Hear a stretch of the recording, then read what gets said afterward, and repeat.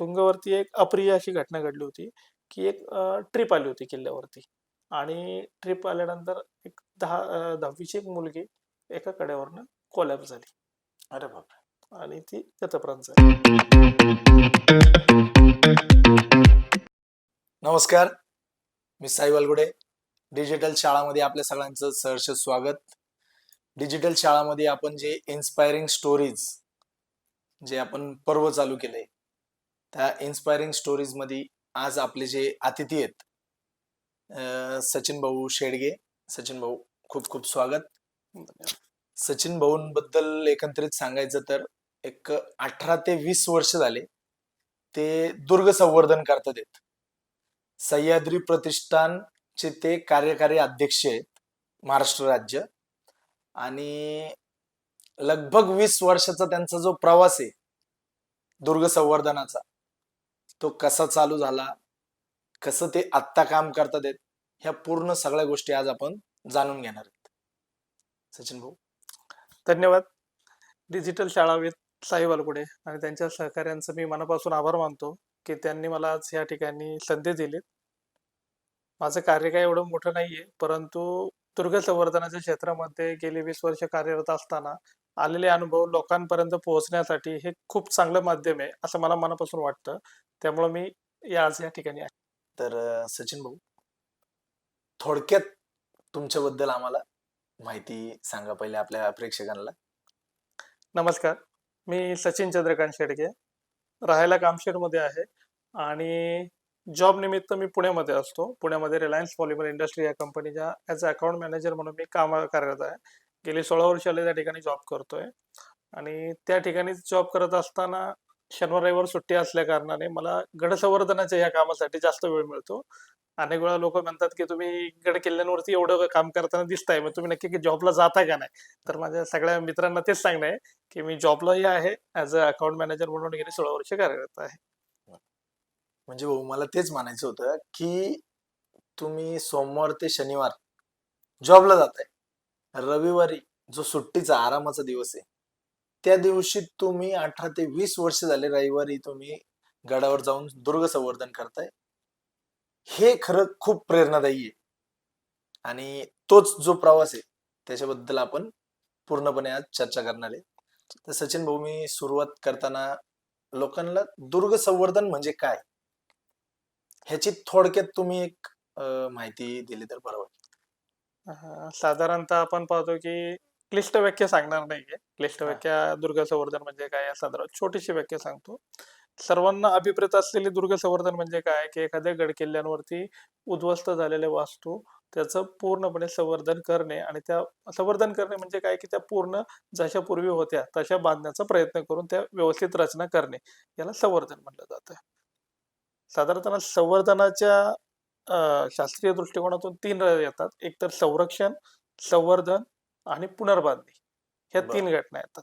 Okay, असे त्याचे 3 प्रकार असतात. बर. आता दुर्ग संवर्धन ही करायची आपल्याला एवढी गरज का भासते आज? हा चांगला प्रश्न होता. संवर्धनाचा हा सर्वांना पडलेला हाच एक प्रश्न आहे की संवर्धन करण्याची गरज काय? जर आपण पाहायला गेलो तर सगळीकडे आपण जो इतिहास पाहतो, माणूस जर इतिहास विसरला तर त्याचा पूर्ण रचना बिघडून जाते सगळ्याची. तर जर इतिहास जागृत ठेवायचा असेल तर महाराजांचे गडकिल्ले हे समृद्ध आणि जसे पूर्वी होते तसे संवर्धन करण्याची गरज आहे. कारण इतिहासाची प्रेरणा देणारी स्थानकं म्हणजे गडकिल्ले आहेत आणि त्या गडकिल्ल्यांचं संवर्धन आज जर झालं नाही तर पुढच्या पिढीला आपला हा इतिहास कळणार नाहीये. त्यासाठी संवर्धन होणं गरजेचं आहे. बरोबर आहे. तर आता सरकारकडं संवर्धनाची काही जबाबदारी आहे का नाही, किंवा सरकार संवर्धनासाठी काय मदत करते? बरोबर आहे. आपला हा जो महाराष्ट्र आहे, त्या महाराष्ट्रामध्ये छोटे मोठे गडकिल्ले, मंदिरं, बारव अशा वेगवेगळ्या प्रकारच्या 450च्या पुढे जास्त किल्ले आहेत. त्यामध्ये काही गड्या आल्या 450. 450च्या वरती आहेत. म्हणजे एक साधारणतः आकडा पूर्ण असा नाहीये नोंदीकृत, परंतु 450च्या जास्त किल्ले आपल्या महाराष्ट्र राज्यामध्ये आहेत. आणि भारत स्वतंत्र झाल्यापासून आपण जर पाहायला गेलं तर आपल्याकडे शासनाच्या माध्यमातून फक्त केंद्र पुरातत्व खातं आणि राज्य पुरातत्व खातं अशी 2 खाती आहेत, ज्यांच्याकडं एक 50 किल्ले राज्य पुरातत्व खात्याकडे आहेत आणि संवर्धन 50 करतात जे किल्ले लोक. केंद्र हा. पुरातत्व खात्याकडे आहेत. त्यामुळे याच किल्ल्यांवरती राज्य सरकार आणि केंद्र सरकारकडून निधी येतो. मग राहिला प्रश्न ह्या बाकीच्या 350 ते किल्ले जे आहेत त्यांच्या संवर्धनाचा. मग हे किल्ले असंरक्षित स्मारक असल्यामुळं राज्य सरकार किंवा केंद्र सरकार या किल्ल्यांवरती कसल्याही प्रकारचा निधी मंजूर करू शकत नाही किंवा आतापर्यंत किल्ल्यावरती हा निधी मंजूर झालेला नाहीये. त्यामुळे या किल्ल्यांची डागडुजी जे करणं गरजेचं होतं ते आतापर्यंत झालेलं नाहीये. त्यामुळे ही जी स्मारकं आहेत ही हजारो वर्ष पाऊस पाणी ह्याचा मारा लागून लागून ह्या नष्ट होण्याच्या स्थितीमध्ये आहेत. बरोबर. बर. तर आता तुम्ही जसं सांगितलं की एक 50 केंद्राच्या राज्याकडे 44 ची स्मारक आहेत आणि आणि केंद्राकडे बरोबर. 48 आहेत. तर ती जी स्मारक आहेत त्यांच्यावर आपल्याला संवर्धन करायचं असेल हं. तर आपल्याला केंद्राची किंवा राज्याची परवानगी घ्यावी लागते. परवानगी घ्यावी लागते मग आपल्याला. ती आपल्याला पुरातत्व पुरातत्व खात्याचे जे ऑफिस आहेत त्या ठिकाणी जाऊन आपण ती कुठे परवानगी कुठे आहेत घेऊ सर ते? शकतो. पुण्यामध्ये आहे, मुंबईमध्ये आहे. राज्य पुरातत्व खात्याचे आपले सहाय्यक संचालक आहेत, विलास वाहने सर आहेत. हं. ज्यांनी आता चांगल्या प्रकारचं संवर्धन कार्य महाराष्ट्र राज्यामध्ये चालू केलेलं आहे. पुणे जिल्हा डिस्ट्रिक्ट त्यांच्या अंतर्गत येतो. त्याच्यामध्ये बर. त्यांनी चांगल्या प्रकारचे कार्य आता पुरातत्व खात्यामार्फत चालू केलेली आहेत. आणि आपल्याला जर कोणत्या किल्ल्यावरती राज्य संरक्षित स्मारकांवरती जर काम करण्याची इच्छा असेल हा. तर त्यांच्याकडे जाऊन एक विहित नमुन्यामध्ये अर्ज करावा लागतो की तुम्हाला कोणत्या किल्ल्याचं संवर्धन करायचंय, तो संरक्षित आहे किंवा असंरक्षित आहे. मग अशा स्वरूपाच्या किल्ल्यांवरती काय काम केलं जाणार आहे, मग ते तुम्हाला एक नियमावली देतात की या नियमाच्या अधीन राहून तुम्हाला त्या किल्ल्यावरती काम करता येऊ शकतं. बर. म्हणजे काम करायला आता परवानगी आहे. पहिलं असं होतं मग ती की व्यक्तिगत परवानगी का संस्थेला भेटते? व्यक्तिगतही भेटू शकते आणि संस्थात्मकही भेटू शकते. बर. ह्या दोन्ही परवानगी देऊ शकतात ते. सचिन भाऊ, गड किल्ल्यांचे जे प्रकार आहेत ते हं. किती प्रकारचे गड आपल्या महाराष्ट्रात आहेत? साधारणतः सर्वांना समजण्यासारखे सांगतो की आपल्या महाराष्ट्रामध्ये म्हणजे गडकिल्ल्यांचे साधारणतः 3 प्रकार सांगितले जातात. एक जलदुर्ग, एक भूदुर्ग आणि गिरिदुर्ग. म्हणजे ज्याला पाण्याने वेढलेला आहे तो अशा जलदुर्ग. स्वरूपातला तो जलदुर्ग असतो. जंजिरा. जंजिरा आहे, सिंधुदुर्ग आहे, पद्मदुर्ग आहे. हे बरं. स्वरूपात झाले जलदुर्ग. आणि जे जमिनीवरती आहेत, समजा आपली इंदुरीची गडी आहे, सोलापूरचा किल्ला आहे, असे जे किल्ले जमिनीवरती आहेत बरोबर आहे. त्यांना भूदुर्ग म्हणलं जातं. आणि जे गिरिदुर्ग आहेत म्हणजे जे डोंगरावरती वसलेले आहेत, मोठ्या अशा डोंगरावरती वसलेले असतात त्यांना गिरिदुर्ग म्हणतात. असे साधारणतः 3 प्रकार आहेत. मग त्याच्यामध्ये वनदुर्ग आले, वेगवेगळे मिश्रदुर्ग आले. मिश्रदुर्ग म्हणजे महाराष्ट्रात आढळणारा एक सगळ्यात मोठा आपला एक प्रकार आहे. मिश्रदुर्ग म्हणजे आपला देवगिरीचा किल्ला, ज्यामध्ये बाजूने खंदक आहे, तो भूदुर्ग पण आहे आणि मध्ये जो त्याचा बालेकिल्ला आहे तो एक डोंगरावर बसलेला आहे. त्यामुळे तो मिश्र प्रकारातला गिरिदुर्ग आहे. बर. म्हणजे अशा दोन्ही प्रकारचे ते किल्ले आहेत. आता सचिन भाऊ, आपल्या हे जे गड किल्ले आहेत हे एवढे म्हणजे तुम्ही इतर राज्यांमध्ये बघितलं तर ते त्यांचं संवर्धन खूप चांगल्या प्रकारे झालेलं आहे. पण आपले जे गड किल्ले आहेत त्यांचं संवर्धन म्हणण्यापेक्षा नासधूस जास्त झाले असं मी म्हणेन. बरोबर आहे. तर ते का होते किंवा आपण का त्याचं जतन करू शकलो नाही? बरोबर आहे. सर्वांनाच हा प्रश्न पडतो की काही जण उदाहरण देतात की राजस्थान मधले किल्ले महाल जसे आहेत तसे आहेत. परंतु सगळ्यांना इतिहासाचा अभ्यास केला तर एक समजून जाईल की हा जी भूभाग आहे, हा जो महाराष्ट्राची ही भूमी आहे, ही छत्रपतींची भूमी आहे आणि ही लढाऊ भूमी होती. त्यामुळं ज्या वेळेस इंग्रजांचं आक्रमण या ठिकाणी झालं म्हणजे 1818चं एक आपल्याकडे पत्र उपलब्ध आहे, ज्यामध्ये कर्नल पॉथरने या ठिकाणी 1818 मध्ये काय केलंय, ते या गडकिल्ल्यांवरती जाणाऱ्या वाटा सुरुंग लावून फोडलेल्या आहेत. बर. तर आपल्या मावळामध्ये ज्यावेळेस तुंग दिकोना यासारख्या किल्ल्यांच्या ज्या वाटा तोडल्या होत्या त्यामध्ये पत्र की ह्या जो कर्नल पॉथर आलाय त्याला जो काही सुरुंग दारुगोळा लागेल तो पुरवा आणि तो जे सांगेल त्याप्रमाणे गडांची नासधूस करा. तर त्यांनी गडावरच्या असणाऱ्या वाटा तोडल्या. म्हणजे आतापर्यंत एकंदरीत मला आणि बऱ्यापैकी आपल्या इथल्या लोकांना असा अंदाज आहे की मुघलांनी किंवा गडकिल्ल्यांचं ज्यांनी आपल्या किल्ल्यांवर आक्रमण केलं हं. त्यांनी आपले किल्ले हा. तोडले होते. त्यासाठी पण आज मला हे थोडं नवीनच कळत. बरोबर आहे. सगळ्यांचा काही वेळा गैरसमज होतो मुघल काळामध्ये मध्ये आपल्या अनेक मंदिरांची नासधूस झालेली आहे, हा. त्याबाबत हे नाहीये. परंतु जर आपण पाहिलं तर छत्रपती शिवाजी महाराजांचा काळ जर पाहिला तर 1630 ते 1680 आहे. त्यानंतर छत्रपती राजा शंभूराजांचा कालखंड आहे 1689 पर्यंत. त्यानंतर बरोबर. राजाराम महाराजांचा कालखंड आहे. त्यानंतर शंभूराजांचे पुत्र चौथे छत्रपती शाहू महाराजांचा कार्यकाळ आहे, ज्यांनी पार दिल्लीपर्यंत तख्त पूर्ण मारलेला आहे. नंतर पेशवाईचा काळ आहे. अशा उत्तरोत्तर आपला हा सर्व भूभाग हा आपल्याच ताब्यामध्ये होता.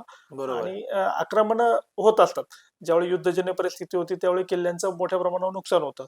पण बरोबर. त्या त्या कालखंडामध्ये जे राजे त्या किल्ल्यावरती असतात ते त्या किल्ल्यांचं संवर्धन करण्याची करत असतात. दरवर्षी बरोबर. ते चालतं. आणि त्याचप्रमाणे 1818 मध्ये कर्नल प्रतापने भरपूर नुकसान केलं. आणि त्याच्यानंतर जेव्हा इंग्रजांचा अंमल या ठिकाणी बसला, त्या ठिकाणी गडकिल्ल्यांवरचा जो व्यवहार होता, पहिल्यांदा सर्व व्यवहार हा गडकिल्ल्यांवर चालायचा, तो जमिनीवर आला. म्हणजे तालुका, आपण जसं मावळ तालुका, वडगाव तालुका असे तालुके आले, तसे तालुक्यामध्ये इंग्रज कालामध्ये सगळं कारभार खाली आला. आणि बरं. इंग्रजांनी एक किल्ल्यावर जाण्याला बंदी आपण कशी म्हणतो, त्या हा. टाईप मध्ये बंदी चालू केली. ज्यामुळं काय झालं की या गड किल्ल्यांवरती वर्षानुवर्ष जी शाकारणी व्हायची, शाकारणी इन द सेन्स काय व्हायचं, महाराजांच्या काळापासून किल्ल्याच्या वर्षामध्ये पावसाळ्याच्या आधी त्या किल्ल्यावरची डागडुजी केली जायची. म्हणजे जर छप्पर गळत असेल तर त्या ठिकाणी गावी त्याचं छप्पर बदलणं असेल, लाकडं बदलणं असेल, बरोबर. तुळयांना जे दरवाजे असायचे त्यांना ऑइलिंग केलं जायचं. किल्ल्यावरच्या ज्या पाण्याच्या वाटा असतील त्या मोकळ्या केल्या जायच्या. अशा स्वरूपाचं वेगवेगळं हे केलं जायचं, संवर्धनाचं काम केलं जायचं. आणि हे म्हणजे वर्षानुवर्ष हे चालायचं. महाराजांपासून चालू झाले. नक्कीच नक्कीच काही महाराजांपासून. काही लोकांचं जे आता नवीन पिढी आहे ते म्हणतात की आपल्याला दुर्ग संवर्धनाची काय गरज आहे आणि दुर्ग संवर्धन करायचंय तर मग आपण काय फक्त या टाक्या साफ करायच्या का किंवा, पण ते महाराजांच्या काळापासून चालून आले ते महाराजांच्या तुमच्यामुळे काळापासून आता. चाललेलं आहे. बरोबर. महाराजांच्या काळापासूनच हे संवर्धनाचं काळ चाललंय. आणि हे वर्षानुवर्ष चालायचं. हे काय एक बरोबर. दिवसाचं कार्य नाही. दुर्ग संवर्धन हे कार्य काय एका दिवसाचं कार्य नाहीये. बरोबर. ते वर्षानुवर्ष चालणारं कार्य आहे. आणि एक नियम आहेत. दुर्ग संवर्धन करताना काही नियम आहेत. तेच सर्वांनी पाळून ते केलं तरच ते कार्य उत्तमरित्या आणि दीर्घकालीन राहील. म्हणजे काही बरोबर. वेळा लोकांकडूनच चुका होतात या संदर्भात दुर्ग संवर्धनाच्या बाबतीत. माहिती नसल्यामुळे. माहिती नसल्यामुळे होतात. बरोबर. आणि ह्या गड किल्ल्यांचं महाराष्ट्रामध्ये म्हणजे नुकसानीचं कारण आपण हे कर्नल हा. प्रॉथरचं इंग्रज कालीन सांगितलं की भरपूर तोफगोळ्यांनी उडवलेले किल्ले आहेत. आणि आपल्या इथं हा जो परिसर आहे हा सर्व उन्हाळा, पावसाळा, हिवाळा या 3 ऋतूमध्ये मोडतो. आपल्या इथं जोरदार पाऊस होतो.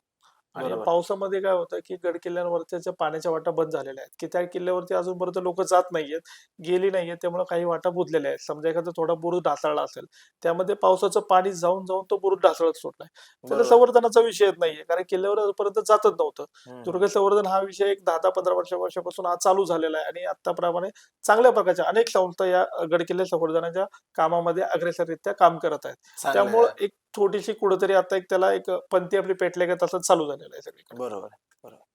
आता तुम्ही संस्थांचा विषय काढला तर एखाद्या व्यक्तीला किंवा एखाद्या संस्थेला पहिले तर जे दुर्ग संवर्धनची संस्था स्थापन करायची हं. तर त्याच्यासाठी काही तुम्ही माहिती देऊ शकता, कशी स्थापन करू शकते? हा, एक आपले कॉलेजचे विद्यार्थी असतात किंवा मित्र परिवार आहे, बरोबर. त्यांना संस्था स्थापन करायची की जे संवर्धनाची आवड आहे, तर त्यांना तुम्ही थोडी माहिती दिली तर खूप बरं होईल. नक्कीच. जशी आमची सह्याद्री प्रतिष्ठान महाराष्ट्राची ही संघ संघटना आहे, त्यामध्ये आम्ही आम्ही सर्वीकडे दुर्ग संवर्धनाचं कार्य करत असतो. त्याचप्रमाणे महाराष्ट्रामध्ये अनेक अशा संस्था आहेत की ज्या दुर्ग संवर्धनाचं काम करतात. त्यामध्ये चांगले शिवदुर्ग संवर्धन संस्था आहे, गडपटकंती ग्रुप आहे, दुर्गवीर प्रतिष्ठान आहे, दातेगड प्रतिष्ठान आहे, बा रायगड. रायगड परिवार आहे, येस. राजा शिवछत्रपती परिवार आहे. अशा अनेक संघटना ह्या मोठ्या प्रमाणावरती दुर्ग संवर्धनाचं कार्य करत आहेत.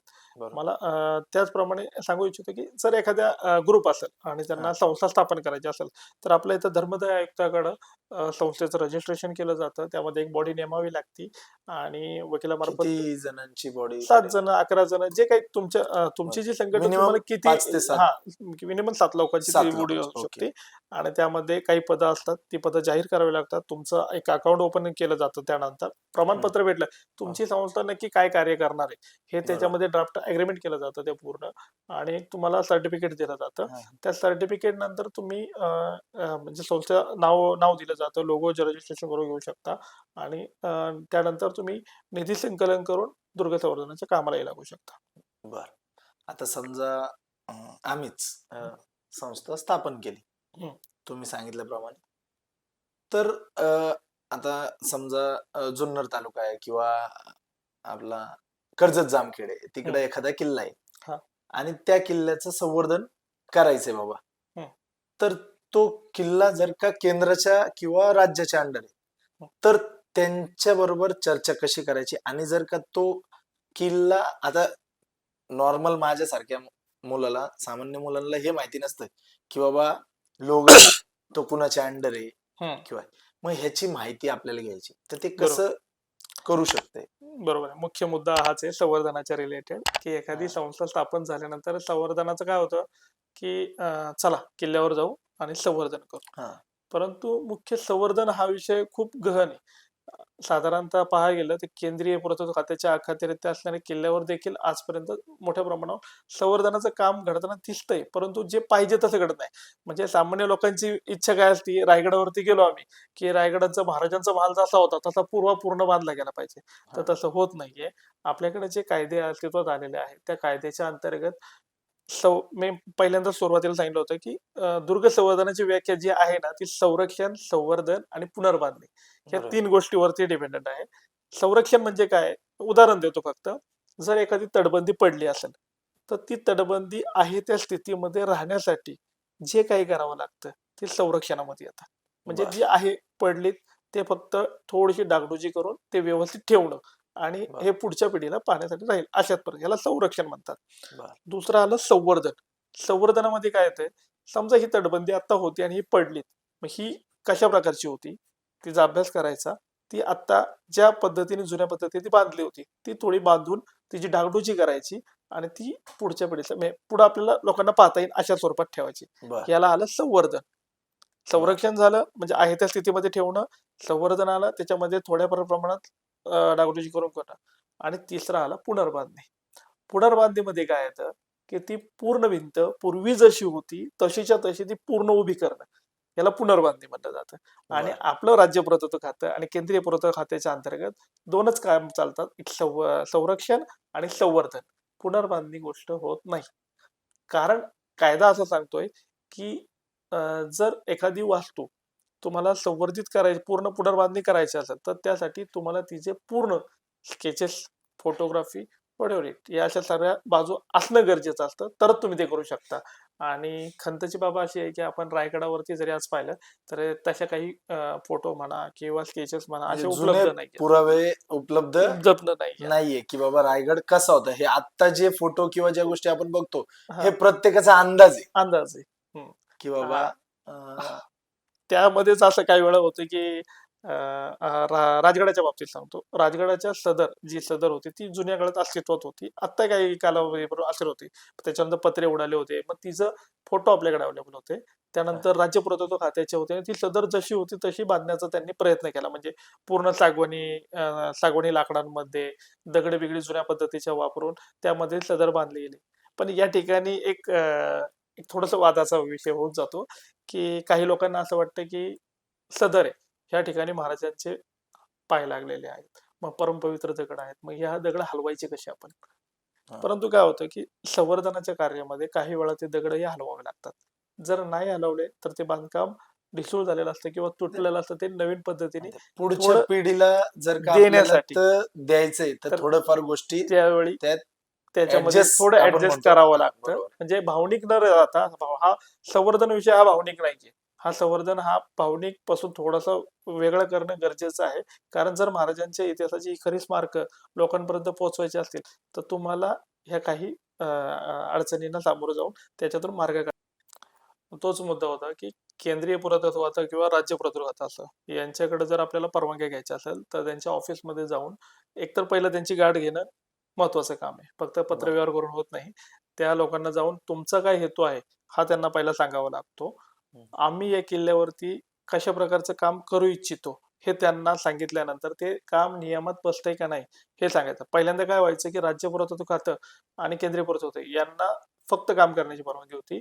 सामान्य संस्थांना किल्ल्यावरती स्वच्छता मोहीम या व्यतिरिक्त कसल्याच प्रकारचं काम करायला परवानगी नव्हती. बरं. परंतु 2015च्या कालखंडामध्ये एक जी-आर पास झाला.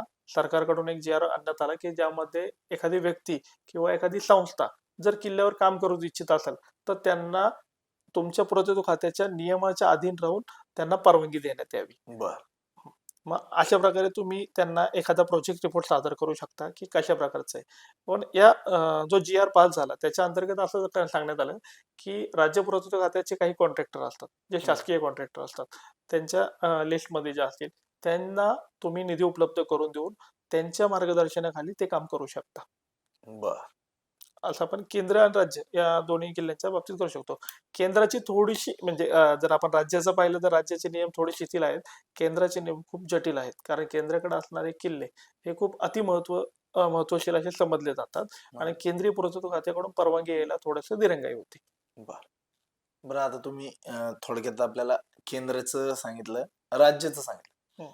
पण तुम्ही सांगितलं जसं की 450 किल्ले आहेत, त्यातले 50 आणि 50 म्हणजे हां, लगभग एक 100 एक पोटे हां, किल्ले म्हणजे जे आहेत राज्य आणि केंद्राकडे केंद्राच्या वर्गीकृत हा, आहेत. उरलेले 350 किल्ले आहेत. त्याच्यातल्या एखाद्या किल्ल्यावर मला काम करायचंय. हां. मग आपल्याला केंद्राची परवानगी घ्यायला लागती, राज्याची घ्यायला लागती, किंवा आपण आपल्या लेवलला काम चालू करू शकतोय का? बरोबर आहे. ह्या किल्ल्यांचं कोणत्याही किल्ल्यावरती काम करण्यासाठी तुम्हाला राज्य पुरातत्व खात्याची परवानगी घ्यावी लागते. बर. जरी ते असंरक्षित स्मारक असलं तरी त्या ठिकाणी तुम्हाला राज्य पुरातत्व खात्याची परवानगी घ्यावी लागते किंवा जिल्हाधिकारी यांच्या कार्यालयात जाऊन तरी तो अर्ज द्यावा लागतो. विदाऊट परवानगी तुम्ही कोणत्याही किल्ल्यावरती काम करू शकत नाही. जर कायद्याच्या अंतर्गत पाहिलं तर ते बेकायदेशीर होतं आणि हा. त्याच्यावरती आपल्याला गुन्हाही दाखल होऊ शकतो. आणि जसं आपण तुम्ही बोललात की राज्याच्या अंतर्गत आहे, केंद्राकडे आहे. पण काही किल्ले वन खात्याच्या अखत्यारीत येतात.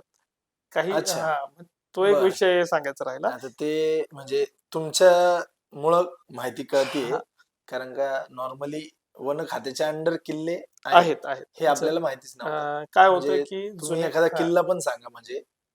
हां, नक्कीच. आपण जर पाहिलं तर राज्याकडे किल्ले आहेत, तर केंद्राकडे किल्ले आहेत.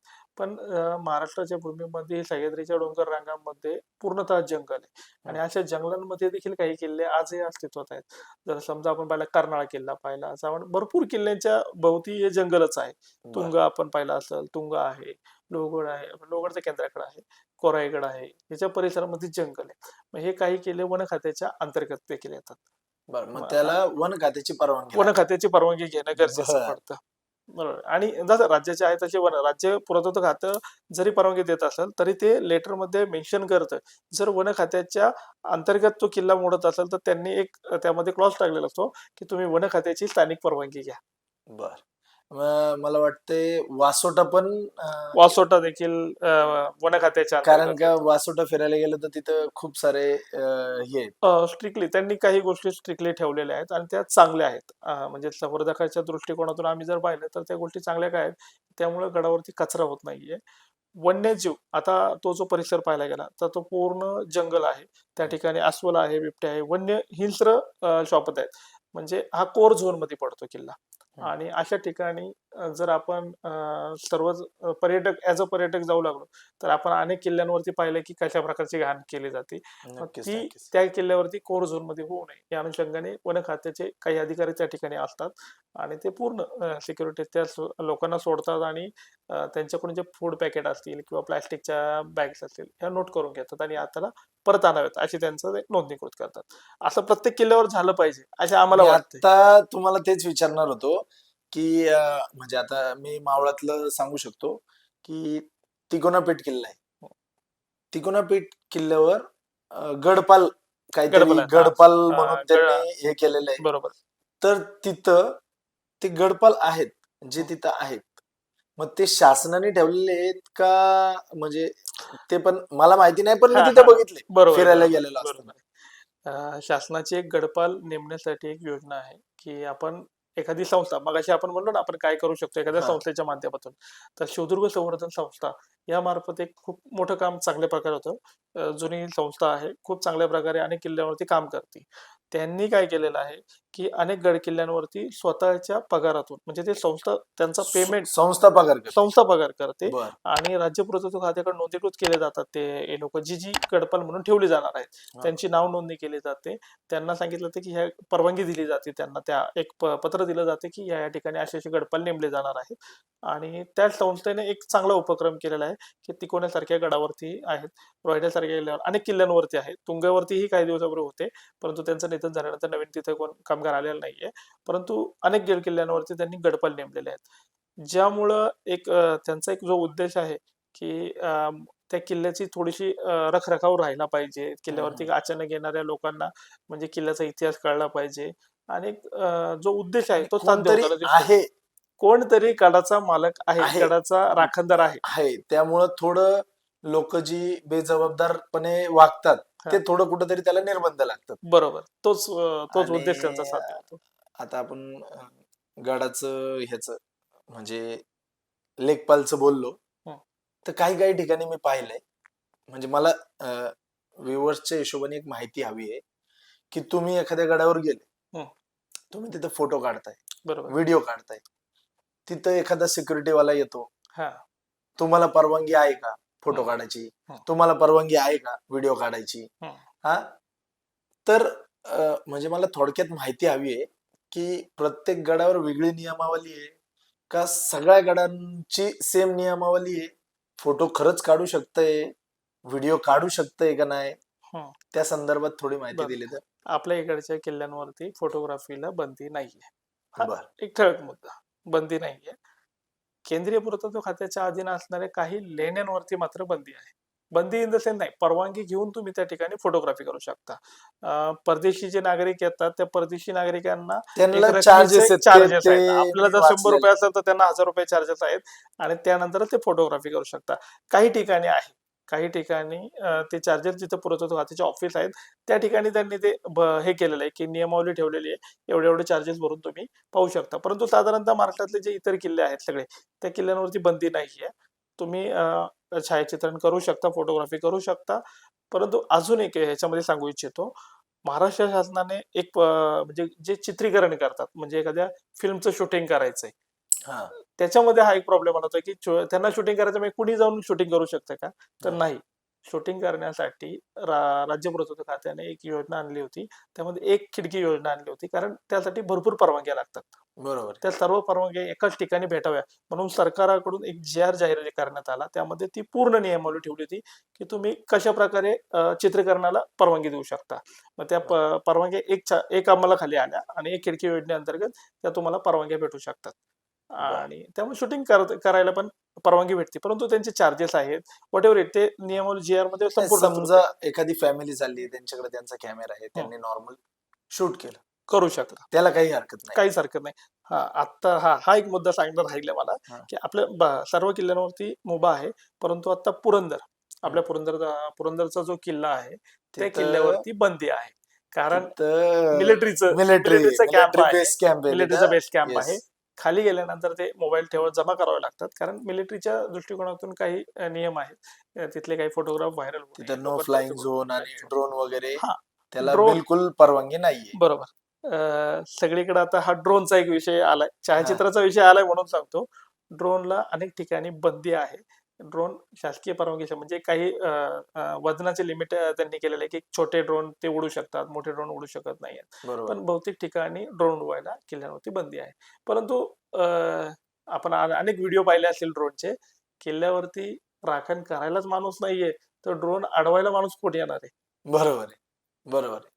तोच होते आणि अनेक किल्ल्यांच्या व्हिडिओज येतात आहे. पण अशा प्रकारची बंदी नसावी या हिशोबाचा मला इच्छा आहे. मला बोलूशी वाटतं की ही बंदी जर राहिली तर आपल्या लोकांना हे गडकिल्ले समजणार तरी कसे? भारताबाहेर जर आपल्या इथल्या पहिल्यांदा मंदिरांमध्ये देवाच्या मूर्तींची फोटो काढण्याची परवानगी नसायची. परंतु इतक्या पुरातन मूर्त्या आहेत. त्यांची लोकांपर्यंत पोहोचणं, बाहेर जगापर्यंत लोकांपर्यंत त्या पोहोचणं गरजेच्या होत्या. बरोबर. त्याच्यामध्ये एक ते माध्यम आहे. एक छायाचित्र हे माध्यम झालं. नक्कीच. परंतु तशा प्रकारचं होताना दिसलं नाहीये. ते कुठेतरी आपण कमी पडतोय. कमी पडतोय नक्कीच. आता तुम्ही सांगितलं की काही आपण संवर्धन करतोय. तर त्याच्यात काही ठिकाणी मी बघितलं, म्हणजे सह्याद्री प्रतिष्ठानच बघितलं की तुम्ही किल्ल्यावर दरवाजा बसवताय हो. किंवा काही ठिकाणी तुम्ही तोफगाडे बसवताय. तर तर त्याची तुम्ही परवानगी घेऊन परवानगी बसवताय, घेऊनच सगळ्या करावं लागतं. गोष्टी करताय. पण त्याची गरज काय आहे? किंवा का ते बसवले पाहिजे? बरोबर आहे. आता तुम्ही म्हणले की गडपालच नाहीये आणि जर हा. का अशा किल्ल्यावर तुम्ही तोफ बसवली तर हं. ती सुरक्षित आहे का? बरोबर आहे. गडपाल नसल्यावर सुरक्षित असणं ते होतं, की अनेक पर्यटक येतात, नासधूस करतात. काही वेळा हा. काही चांगले असतात, की ते ज्ञान घेतात, मुलांना आपल्या पुढच्या पिढीला इतिहास घडवून सांगतात आणि काही नासधूस करणारे असतात. पण शेवटी आपलं कर्तव्य आहे, की त्या जे जुने दुर्ग आहेत, त्यांना जसं अस्तित्वात होतं तसं असण्याचा आपला प्रयत्न चाललेला आहे. त्या अनुषंगाने ते उपक्रम आहेत. गडाला दरवाजा असणं, जसं आपण म्हणतो आपल्या स्वतःच्या घराला आपण दरवाजा बसवतो, तसा त्या गडाला पूर्वी दरवाजा होता. आणि तो बरोबर. ज्या पद्धतीने होता तसा असणं गरजेचं आहे. कारण गडाची पहिली वेश आहे ती. दरवाजा असावा, पहिला होता म्हणून आत्ता असावा. आपण बसू शकतो त्यामुळं तो असावा. या एका उद्देशाने तो दरवाजा बसवायची एक कल्पना आली. साधारणतः काय झालं, की संवर्धनाचं कार्य करताना 12 वर्षामध्ये आम्हाला अनेक जसं-जसं काम करतो, तसं-तसं नवीन कल्पना येत राहतात किंवा अनेक दुर्गसेवक असतात, त्यांच्या कल्पना असतात, की आपण असं-असं केलं तर होऊ शकतं का? काय होऊ शकतं का? तर पहिल्यांदा साधारणतः ही कल्पना आली, की आपण गड-किल्ल्यांवरती दरवाजे बसवायचे का? कारण त्यावेळी पाहण्यात असं आलं होतं, की लोहगड किल्ल्याचा केंद्रीय पुरातत्व खात्याच्या परवानगीने एक दरवाजा बसवला गेला होता. केंद्रीय पुरातत्व खात्याने बसवला होता. आपले लोहगड विसापूर विकास मंच यांनी त्या किल्ल्याचा पाठपुरावा केला होता, त्या बर. दरवाजा बसवण्याच्या संदर्भात. मग आपण आपल्या संस्थेच्या वतीने एखाद्या किल्ल्यावर दरवाजा बसवायचा का? या हं. उद्देशाने तुंग किल्ल्यावर त्यावेळी आमचं एक डागडुजीचं दर्ग संवर्धनाचं काम चालू होतं. मग आपण बोललो, की मग तुंगलच का बसू नये? आणि चर्चा करता-करता आमचा असा विचार झाला होता, की एक दरवाजा, एक तोफगाडा, एक मंदिर, एक वास्तू कोणती गडावरची, हं. आपण ती बांधू. आपण बरोबर. करू, संवर्धन करू. म्हणजे काय होईल, कारण 10-12 वर्षापूर्वीचा संवर्धनाचा वेग खूप कमी होता बरोबर. आणि त्यावेळी काही संस्था म्हणजे प्रत्येक जण ज्याच्या त्याच्या परीने जेवढा प्रयत्न होता तो करत होते. परंतु असा एक डेमो प्रकल्प म्हणतो ना आपण, तसा कुणाकडे नव्हता. दिसत बरोबर. नव्हता, असा दिसत नव्हता. बरोबर. आम्हाला ते असं इच्छा झाली, की आपण जर एखादा दरवाजा बसवला, तर लोकांना दरवाजा कसा आहे हे कळेल आणि महाराष्ट्रातल्या वेगवेगळ्या किल्ल्यांवरचे दरवाजे बसले जातील. बरोबर. ह्याच्यातून एक उद्देश असा पण होता. हा हा मागचा हेतू आहे. आता मी पहिला हेतू सांगितला. जर गडावरती रात्रीच्या वेळेस काही पर्यटक जातात, दारुडे जातात, हे जातात, काही जातात, की जे गडाची नासधूस करायला जातात. बरोबर. मग अशा वेळी ज्या छत्रपतींच्या काळामध्ये रात्री गड सूर्यास्तानंतर बंद केला जायचा आणि सूर्योदयाला तो उघडला जायचा. हं. म्हणजे ही पद्धत चालू झाली तर जी आता म्हणजे रिसेंटली आम्ही लोहगडला गेलो होतो. हां, तर लोहगड किल्ला 9 वाजायच्या आधी बंद उघडत असतो, नाही, उघडत नाही. बंदच असतो. पण त्या गोष्टीचा एक चांगला परिणाम काय पडला, की गडावरती येणारे म्हणजे लक्ष ठेवू शकत नाही. गडपाल नसल्यामुळे त्या किल्ल्यावर लक्ष ठेवू शकत नाही. बरोबर. परंतु वरती रात्रीचं कोण काय करतंय, गडाचं नुकसान करतंय किंवा गडाचं संवर्धन करतंय, ह्या गोष्टी लक्षात येत नाही. त्यामुळे जर दरवाजा बंद झाला, तर ह्या गोष्टीवरती थोड्याफार प्रमाणात त्यांना आळा घालू शकतो. नक्कीच, आणि नक्कीच. किल्ल्याचा एक जुन्या काळामध्ये जसं केलं जायचं, त्या टाईपमध्ये तो अस्तित्वात येऊ शकतो. या अनुषंगाने ते दरवाजे बसवण्यास सुरुवात झाली. सांगण्यात अत्यंत आनंद होतो, की महाराष्ट्रामध्ये तुंग किल्ल्याला हा दरवाजा संस्थेमार्फत बसवल्यानंतर महाराष्ट्रामध्ये 60 च्या आसपास दरवाजे आम्ही बसवलेले आहेत. अरे वाह! आणि तरी अ, अंदाजे एका दरवाजाला किती खर्च होत असेल? हां, दरवाजाचं काय होतंय, की एक आत्ता अंदाजे. अंदाजे दरवाजाच्या साईजनुसार हे अवेलेबल असतंय. एक 2-2.5 लाखापासून दरवाजा चालू होतो, तो 5 लाखापर्यंत पण जाऊ शकतो. अरे बापरे! म्हणजे दरवाजा काय होतं, की हे सागाचं लाकूड असतं आणि हे जुनं लाकूड वापरलं जातं, की आता सागाच्या लाकडाला जास्त किंमत आहे आणि जर दरवाजा जो जुन्या पद्धतीने बनवायचा आहे, तर त्याला तो साच पण जुन्या पद्धतीनेच असावा लागतो. तेवढे वर्ष तो टिकला पण पाहिजे. टिकला पण पाहिजे. त्याची बरोबर. काळजी जेवढी आपण घेणार त्यानुसार तो टिकला जातो. त्यावेळी जसं त्याची शाकारणी केली जायची, ती जर आपण आता कंटिन्यू करत गेलो, तर आताही राहतो.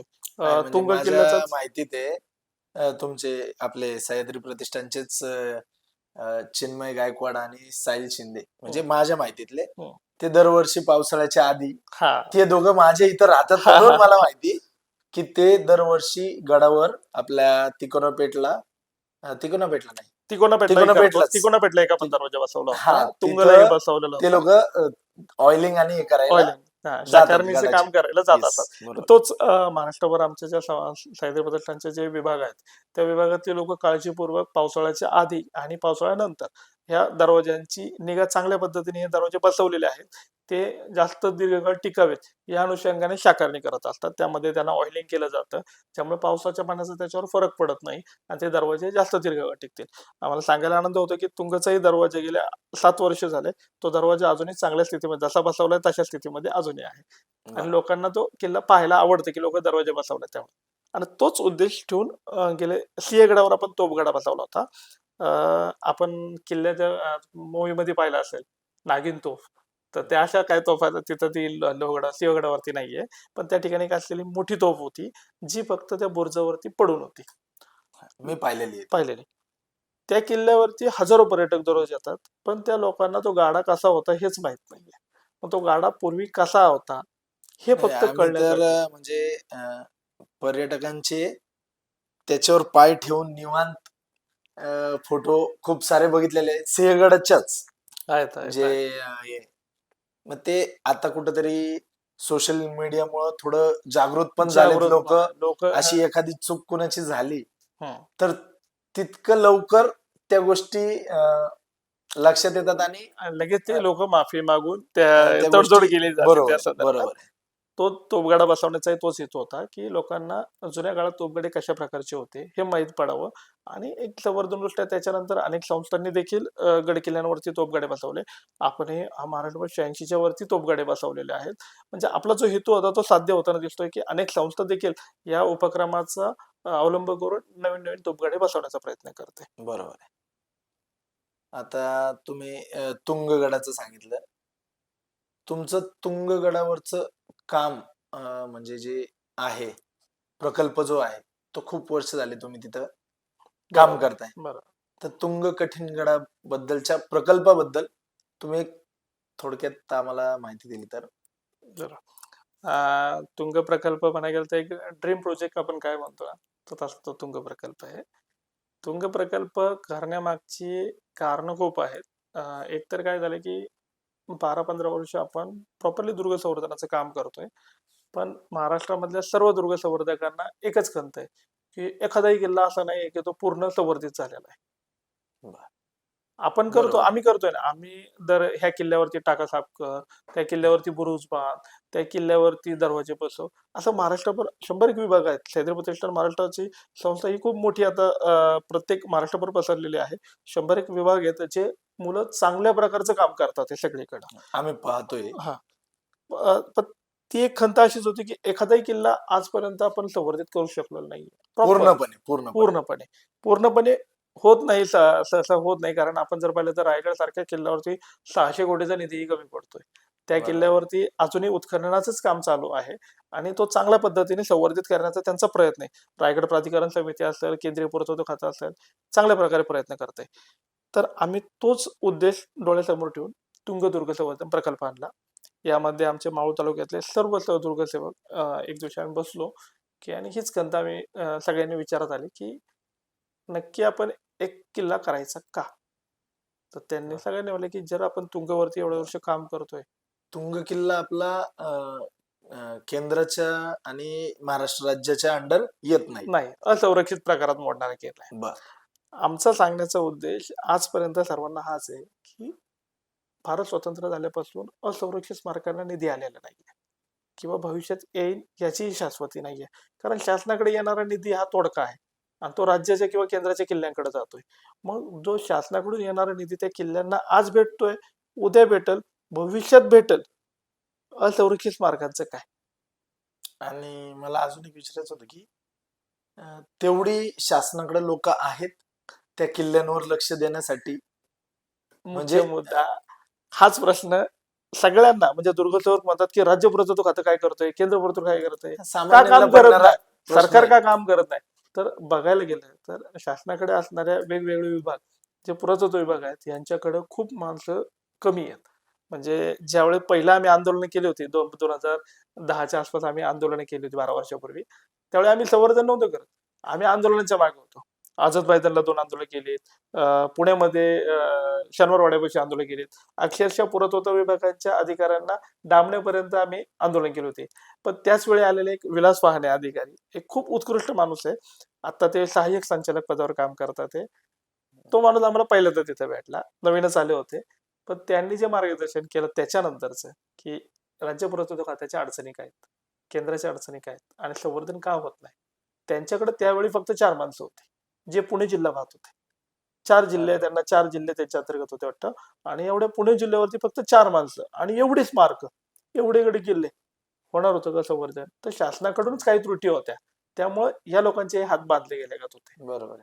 आणि त्या काळी एवढं आपण जसं आता मोबाईलायझेशन झालंय सगळीकडं, हातावरती सगळे प्रोजेक्ट येतात, ज्ञान आले सगळ्यांना, करतात कामं.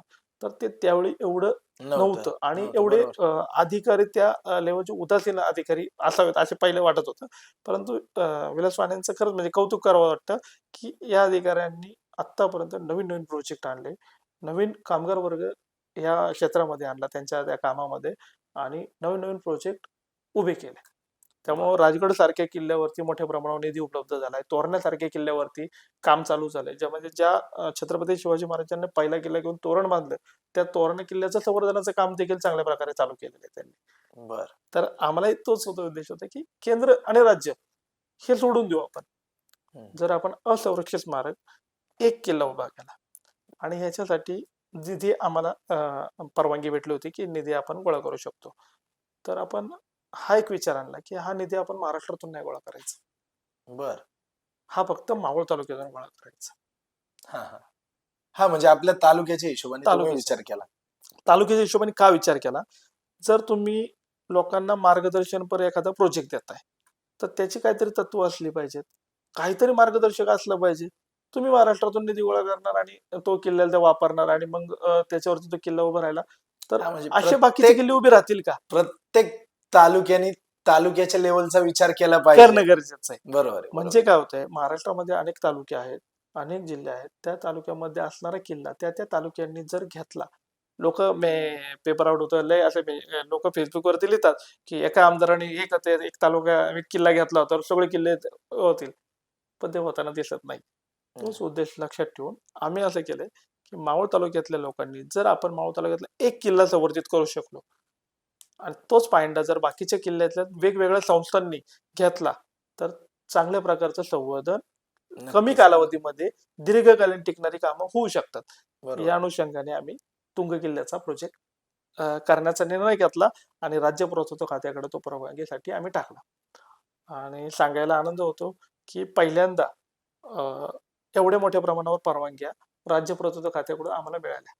त्या प्रोजेक्ट आम्हाला एक 6 महिने गेले. ते कमी जास्त प्रोजेक्टमध्ये काही नियम असतात आणि आता त्रुटी ते आणि- पूर्तता करण्यामध्ये वेळ गेला. परंतु 6 महिन्यानंतर आम्हाला त्या कामासाठी परवानगी भेटली आणि आज जे तुंगवरती काम चालू आहे, ते पाहण्यासारखं झालेलं आहे, की ते संवर्धन चांगल्या प्रकारे चालू आहे. आणि आम्ही काम जे करतोय ना, ते तात्पुरत्या स्वरूपाचं करायचं आम्ही ठरवलं नाहीये. आम्हाला आता गेले 2.5 वर्ष झाले त्या किल्ल्यावर काम करतोय. थोडी कामं झालीत. किल्ला पूर्ण संवर्धित झालेला नाहीये. पण जी कामं झालीत ना, ती क्वालिटी कामं झालीत. कायमस्वरूपीची. कायमस्वरूपी झालीत. मी आमच्या सर्व दुर्ग सेवकांना अनेक वेळा सांगतो, तुम्ही घरातून टाइम देताय, रविवारी किल्ल्यावर जाताय. त्यावेळी जाताना तुमच्या गाडीमध्ये पेट्रोल टाकताय. बाहेर गेल्यानंतर ₹200-300 खर्च होतो त्या पेट्रोलला आणि किल्ल्यावर जाऊन तुम्ही 1 दिवस पूर्ण घालवताय. मग तुम्ही दिलेला तो ₹300-400 खर्च, तेवढं काम तुमच्या किल्ल्यावर झालं पाहिजे. जर होत बरोबर. नसेल, तर मग तुम्ही जाऊन नक्की फायदा काय त्या गोष्टीचा? आणि जर काम 10 जणाचं आहे, तिथं तुम्ही 50 जण जात असाल, तर 50 गुणिले ₹500 जर किती खर्च येतोय, हा पण एकदा विचार करा. बरोबर आहे.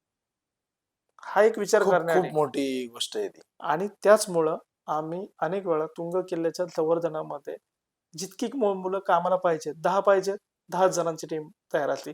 ग्रुप आहेत, ग्रुपवर सांगितलं जातं की आज 10 जणांचंच काम आहे, कुणाकुणाला टाइम भेटतोय तेवढे या. बरं. मुख्य मुद्दा एक सांगायचा राहिलाय, की या क्षेत्रामध्ये येताना पहिल्याने प्रत्येकाने आपापलं घरदार बघा. खरं सांगतोय, दुर्ग संवर्धन जर खूप लांबपर्यंत विषय न्यायचा असेल तर भावनिक होऊन चालणार नाही. तुम्हाला तुमची आर्थिक घडी घरची पहिली नीट बसवावी लागणार आहे. जर तुम्ही ते केलं नाही, तर पुढच्या भविष्यात तुम्ही दीर्घकालीन काम करू शकणार नाही. कारण घरातून येणाऱ्या अडचणी या खूप मोठ्या असतात.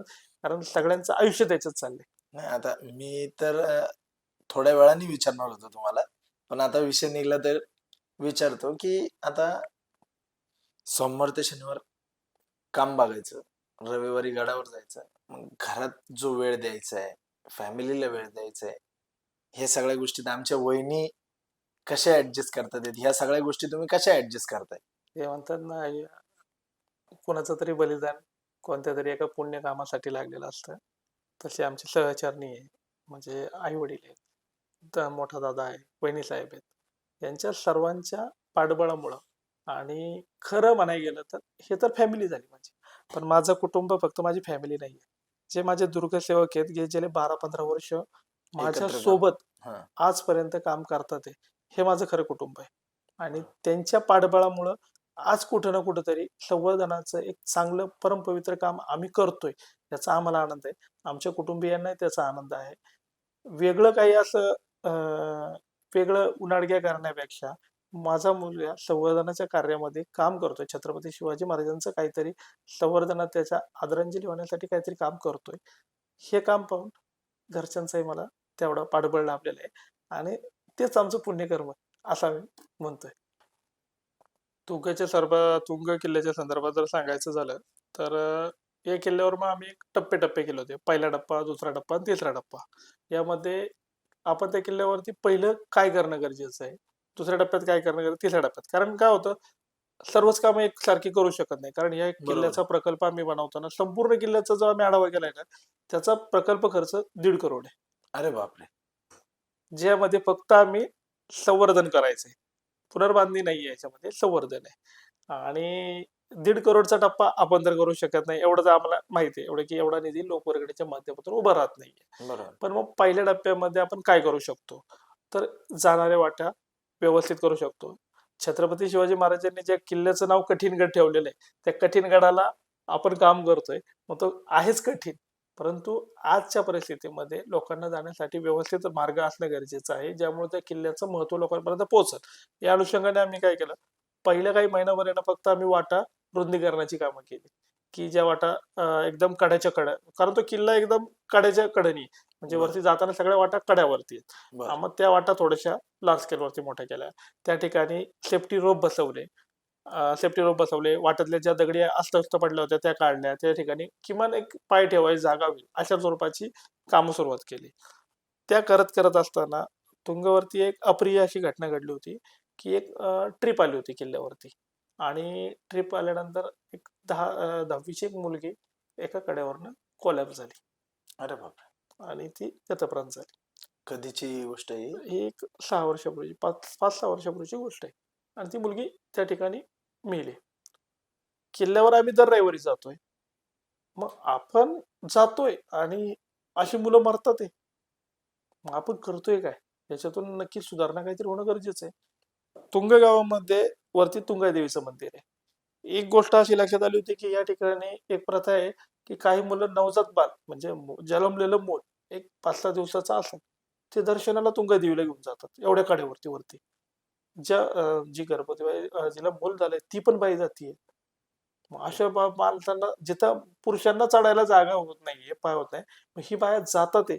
मग त्यांना अडचण किती येतीये? कारण तो कठीण गड आहे. बरोबर.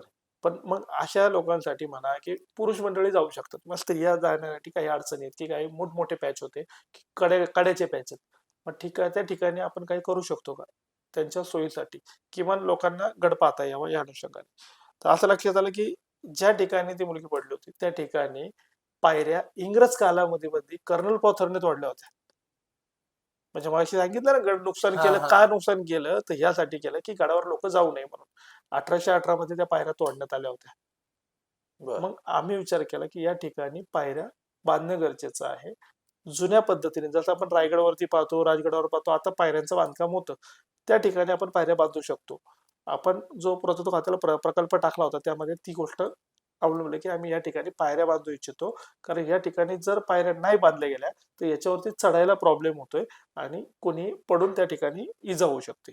मग त्या ठिकाणी पायऱ्यांना आम्हाला परवानगी भेटली आणि त्या ठिकाणच्या आता 47 पायऱ्या आम्ही पूर्णपणे जुन्या पद्धतीने बांधून काढलेले आहेत. मला तुम्हाला तेच विचारायचं होतं, की ज्यावेळेस तुम्ही जुन्या पद्धतीने म्हणजे महाराजांनी त्या काळात जे बांधलेले किल्ले आहेत, हं, ते अजून तसेच आहेत. बरोबर. तुम्ही ज्या पायऱ्या बांधताय, त्या त्या काळात जशा बांधल्या होत्या, त्या टाईपमध्ये म्हणजे तुम्ही त्याच्यात काय वापरताय? का आत्ताचं सिमेंट आहे, ते घेऊन बांधताय?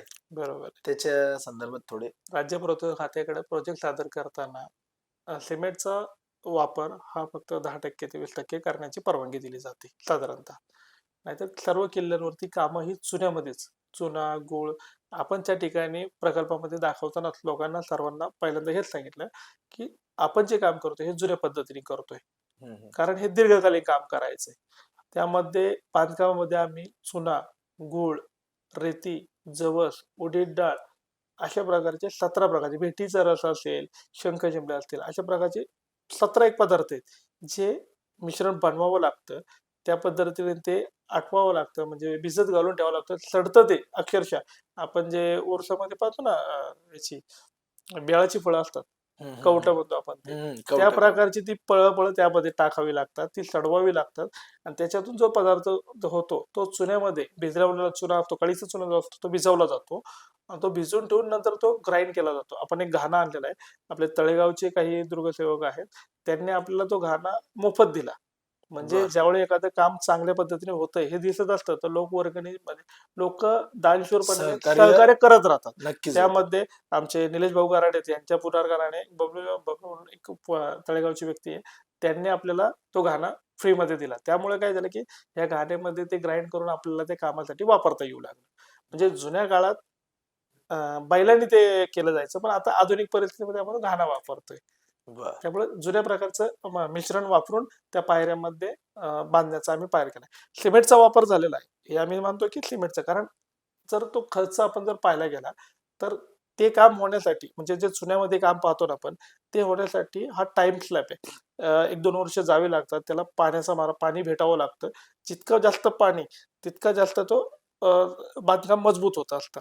आणि आजकालच्या झपाट्यामध्ये जर आपल्याला पटापट ते काम उरकायचं असेल किंवा एक चांगली स्ट्रेंथ पाहिजे असेल, तर सिमेंटही स्ट्रेंथ भेटते. आम्ही त्या ठिकाणी जिथं सिमेंट गरजेचं होतं, त्या ठिकाणी सिमेंट, तारा यांचा वापर करून केलाय. परंतु जर तुम्ही ते काम पाहायला गेलात, तर तुम्हाला त्या ठिकाणी कसल्याही प्रकारचं सिमेंट वापरलेलं दिसणार नाही. त्या पूर्ण दगडी, जुन्या प्रकारच्या दगडी जशा असायच्या, त्या पद्धतीच्या दगडी घडून ते काम केलेलं आहे. तर सचिन भाऊ आता तुम्ही सांगितलं की पायऱ्यां पायऱ्यांचं आपलं. पायऱ्यांची माहिती तुम्ही दिली की पायऱ्या तुम्ही छान अशा स्वरूपात बनवल्यात. अजून काय काम आहेत जे आपण तुंगगडावर सह्याद्री प्रतिष्ठानच्या मार्फत आपण केलेली आहेत? तुंगावरती स्थानदर्शक फलक बसवलेले आहेत. लोणावळा ते तुंग आणि पवननगर मार्गे तुंगपर्यंत आपण किलोमीटरचे दगड बसवलेले आहेत, जेणेकरून येणाऱ्या पर्यटकांना ते किलोमीटरचे दगड पाहून हा किल्ला जवळ आहे हे तरी कळतं. त्यामुळे येणाऱ्या पर्यटकांचा वाढ होतीये. पर्यटक येणारे हे वेगवेगळ्या भाषिक असतात, म्हणजे हिंदी असू शकतात, बरोबर. इंग्रजी असू शकतात, मराठी असू शकतात. मग यांना तो इतिहास त्या ठिकाणी कळला जावा या अनुषंगाने मराठी, हिंदी, इंग्रजी या तिन्ही लिपीमध्ये आपण एक फलक बसवलेले आहेत, ज्यामध्ये त्या किल्ल्याचा संपूर्ण इतिहास, पूर्ण पूर्ण माहिती. प्राथमिक दर्जाचा इतिहास आपले डॉक्टर प्रमोद बोराडे यांच्याकडून तो आपल्याला मिळालेला आहे. त्यांनी तो व्यवस्थित अभ्यास करून प्राथमिक दर्जाची साधनं वापरून तो इतिहास लिहिलेला आहे आणि तशा प्रकारचा आपण बोर्ड कायमस्वरूपी दगडामध्ये बसवलेला आहे. बर. त्याचबरोबर नकाशा बसवलेला आहे त्या ठिकाणी, जे गडावरती आल्यावर नक्की काय पाहायचंय तो नकाशा त्या ठिकाणी आहे. आणि सांगणार का एक उल्लेखनीय तो तुंगच्या संदर्भात आहे, की या ठिकाणी आम्ही काय केलं, की प्रत्येक गडावरती गाईड असूच शकतो अशातला भाग नाहीये. हम्म. आणि गडावर गेलो आपण फिरायला कधीही जातो, त्यामुळे गाईड उपलब्ध होत नाही. रायगड सारख्या किल्ल्यावर होतो, पण बाकीच्या किल्ल्यांचं काय? तर आम्ही काय केलं, की आज मोबाईलायझेशन झालेलं आहे, सगळ्यांच्या हातात मोबाईल आहे. तर प्रत्येक ठिकाणी जी वास्तू आहे त्या ठिकाणी आम्ही एक 2x2 चा बोर्ड लावलेला आहे. त्याच्यावरती विस्तृत स्वरूपात इतिहासाची माहिती लिहिलेली आहे. परंतु काय होतं, की लोकांना वाचायची आवड कमी आहे आजकाल. हा बरोबर. वाचण्यापेक्षा एखाद्याने सांगितलेलं लवकर समजतं. अशा दृष्टिकोनातून काय केलं, एक तिथे YouTubeचा स्कॅन कोड लावलाय. तो स्कॅन केला तर एक 5 मिनिटाचा व्हिडिओ चालू होतो. ज्यामध्ये गाईड जशी माहिती सांगतो, ती माहिती त्या स्पॉटलाच भेटून जाते. म्हणजे बर. तुम्ही एक गाईडच घेऊन किल्ल्यावर फिरताय अशातला भाव तुम्हाला निर्माण होतो आणि प्रत्येक ठिकाणी तुम्हाला त्या किल्ल्याची विस्तृत माहिती आम्हाला भेटत जाते. बर. मग हा एक चांगला हे उपक्रम माझ्या केलाय. हिशोबाने मी रायगडावर आहे का असं? नाही नाही नाही, ना? आज नाही हे रायगडावर. पहिलंच हे आपण पहिलंच केलेलं आपण केलेलं आहे. आहे. बरं. ह्याच्या माध्यमातून लोकांना इतिहासही किल्ल्याचा कळतोय. हम्म. त्याचबरोबर ती माहिती फलक झाले, दिशादर्शक फलक झाले, रेस्क्यू चेक बोर्ड लावले. किल्ल्यावर आल्यानंतर अचानक काही लोकांना अडचण निर्माण होतात. समजा एखादा पोलीस केस झाला, भांडणं झाली किंवा एखाद्या वन्यजीव प्राण्याचा हल्ला झाला, हा. मग अशा वेळी काय करायचं, किंवा अपघात झाला किंवा माणूस एखादा घरी पडला, काही झालं, मग अशा वेळी नक्की कॉन्टॅक्ट कुणाला करायचं हे लोकांना माहित नसतं. हा. आम्ही किल्ल्याच्या खाली जातानाच एक फलक लावलेला आहे वन्यजीव संदर्भात. या ठिकाणी कोणते साप आढळतात, हम्म. विषारी कोणते, बिनविषारी कोणते, त्यांचे फोटो लावलेत. इमर्जन्सी मोडमध्ये शिवदुर्ग रेस्क्यू कुणाला टीम हा आपली जी लोणावळ्यामध्ये लोणावळ्यामध्ये कार्यरत चांगल्या आहे, लेवलला काम चांगल्या लेवलला काम करतात. आपले सुनील भाऊ गायकवाड यांचं सहकार्य आपल्याला सगळ्यांना कायमस्वरूपी राहतं आणि त्यांचे नंबर आम्ही त्या ठिकाणी ठेवलेत. त्याचप्रमाणे वन्यजीवांच्या संदर्भात काय झालं तर वन्यजीव संवर्धन समिती जे आहे, निलेश भाऊ गराडे आहेत, त्यांचा नंबर ठेवला आहे, अनिल आंधळे आहेत, त्यांचे नंबर ठेवलेत. ही लोक तत्परतेने त्या ठिकाणी उपलब्ध असतात. मावळ बरोबर. तालुक्यामध्ये आपण पाहिलेलं आहे, ही लोक तत्परतेने त्या ठिकाणी उपलब्ध होतात, म्हणून त्यांचे नंबर ठेवलेत. आणि कधीही गडावरती काय प्रॉब्लेम झाला तर या अडचणींना लोकांना फेस करता यावं या संदर्भात तो वन्यजीव एक संरक्षणादृष्ट्या बोर्ड पण बसवलेला आहे. बर. त्यामध्ये किल्ल्यावरती पिण्याच्या पाण्याच्या टाक्या साफ करण्यात आल्या होत्या, त्या व्यवस्थितरित्या स्वच्छ केलेल्या आहेत, ज्यामुळे किल्ल्यावरती पाणी उपलब्ध झालेलं आहे. दरवाजा नवीन, पहिला एक दरवाजा पण बसवला होता, त्यानंतर दुसरा दरवाजा बसवायचं काम चालू आहे, त्याच्या समोरच्या पायऱ्यांचं काम चालू आहे. चौथी गोष्ट जर पाहायला गेलं तर गडावरती म्हणजे छत्रपती शिवाजी महाराजांच्या काळात परमपवित्र भगवा ध्वज हा प्रत्येक गडावर असायचा. त्यावर तो भगवा मानाने डोलाने फिरत असायचा. पण आज आपण पाहतो की अनेक किल्ल्यांवरती भगवा ध्वज दिसत नाही. मी तुम्हाला विचारणारच होतो की दिसत नाहीये, आणि जर आपल्याला तो बसवायचा आहे तर त्याच्यासाठी आपण काय करू शकतो? म्हणजे मी पहिल्यापासून सह्याद्री प्रतिष्ठानचं काम बघतोय. भारतातला का महाराष्ट्रातला सगळ्यात मोठा भगवा ध्वज तुम्ही पद्मदुर्गवरती पद्मदुर्गवरती किल्ल्यावरती बसवलेला बसवलाय. आहे. तर त्याला परवानगी लागती किंवा कशा स्वरूपात? आता ही शोकांतिका आहे हा. की आपल्याला महाराजांच्या गडावर भगवा ध्वज लावायला परवानगी घ्यायला लागते. शासनाचे काही नियम आहेत, काही नियम शेवटी काय असते, काही काही कायद्याच्या ह्यानी चालवावं लागतं. तसं कोणत्याही किल्ल्यावरती तिरंगा सोडून दुसरा कोणता ध्वज बसवण्यात परवानगी नाही. जरी अच्छा. महाराजांचे गड असले तरी कायदे नियम आहे. शेवटी भारत देश हा संविधानाने चालतो, त्यामुळे काही नियम गड किल्ल्यांवरती पण तेच चालू आहेत आणि त्यामुळं भगवा ध्वजाला तशी परवानगी नाहीये. परंतु त्याला अडचणी देखील नाहीये, तुम्ही बसवू शकता. म्हणजे एक काय म्हणतात ना की एक कायद्याचे काही पळवाटा असतात, त्या संदर्भात तुम्ही भगवा ध्वजस्तंभासाठी तुम्ही परवानगी घेऊ शकता, ध्वजस्तंभ उभारू शकता त्या ठिकाणी. आणि ध्वजस्तंभ उभारल्यानंतर ॲज युजल आपला भगवा ध्वज त्या ठिकाणी लागतोच. आमचा उद्देश तोच होता की प्रत्येक किल्ल्यावरती छत्रपती शिवाजी महाराजांचा भगवा ध्वज असणं गरजेचं आहे.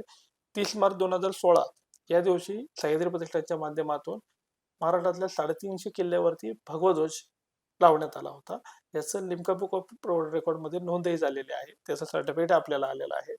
आणि त्याच एक घटना घडली होती, अप्रिय घटना, की जंजिरा किल्ल्याच्या संदर्भात, की जंजिरा किल्ल्यावर काहीतरी समाज विद्रोह घटक असतात, अशा लोकांनी त्या किल्ल्यावरती भगवा ध्वज लावण्यास विरोध केला होता. आणि तो विरोध झाल्यानंतर असं लक्षात आलं, आमची चाकणची टीम होती त्या ठिकाणी, आणि विरोध झाल्यानंतर मग अनेक संघटना म्हणलं नाही आपण जाऊन तिथं भगवा ध्वज लावूयात, हे करू ते करू. परंतु असं काही होत नाही. आपण जरी भगवा ध्वज लावला असता तरी लोकांनी तो फाडला असता. मग आपल्या ध्वजाचा अपमान करण्याची काय आहे? ज्या छत्रपतींनी असला म्हणजे तो किल्ला आहे, जंजिरा किल्ला आहे, ज्याच्यावरती कधी पाय ठेवलेला नाहीये, असा म्हणजे एक काय म्हणतात ना त्याला, तो किल्ला एवढा परमपवित्र नाही ज्या किल्ल्यावरतीच महाराजांचा पाय पडू शकला नाही. मग अशा किल्ल्यावरती भगवा ध्वज लावण्यापेक्षा त्या लोकांना फक्त कायमस्वरूपी एक ध्यानात राहावं की हा भारत देश आहे आणि तुम्ही भारत देशाचे नागरिक आहात. तुमच्या डोक्यावरती कायमस्वरूपी तिरंगा असणं गरजेचं आहे.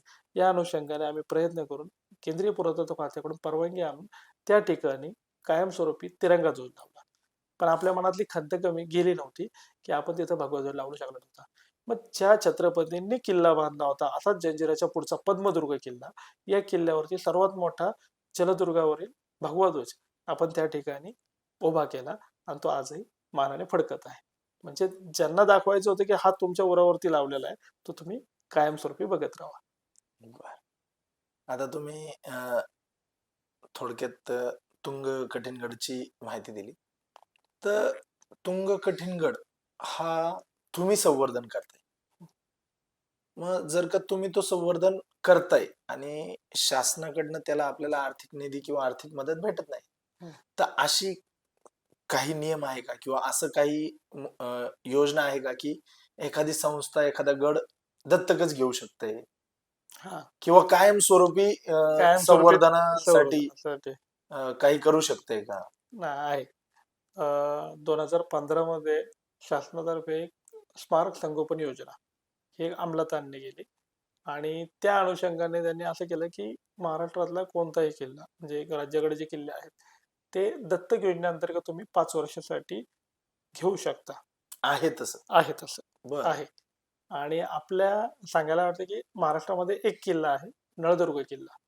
नळदुर्ग किल्ला एका कंपनीने दत्तक योजनेअंतर्गत घेतलेला आहे आणि त्या किल्ल्यावरती त्या कंपनीचा दत्तक योजनेअंतर्गत अधिकार आहे आणि परंतु त्याच्यावरची जी कामं होतात ती राज्य पुरातत्व खात्याकडून सर्व परवानग्या घेऊन करावी लागतात. आज त्या ठिकाणी जो राजा राणी धबधबा आहे तो नर्मदा धबधबा म्हणतात, राजा राणी धबधबा म्हणतात. त्याचं संवर्धनाचं काम चांगल्या प्रकारे झालेलं आहे. आतमध्ये चांगल्या प्रकारे झालंय. परंतु जरी त्या संस्थेने तो दत्तक घेतला असला तर त्याच्यावर जे काही कामं करायची त्याच्या पूर्व परवानग्या पुरातत्व खात्याकडून घ्याव्या लागतात. पण असं आहे बर. आणि भविष्यात तुम्ही म्हणत असाल तर आपण नक्कीच तुंग किल्ला दत्तक योजनेअंतर्गत घेण्याचा प्रयत्न करूया.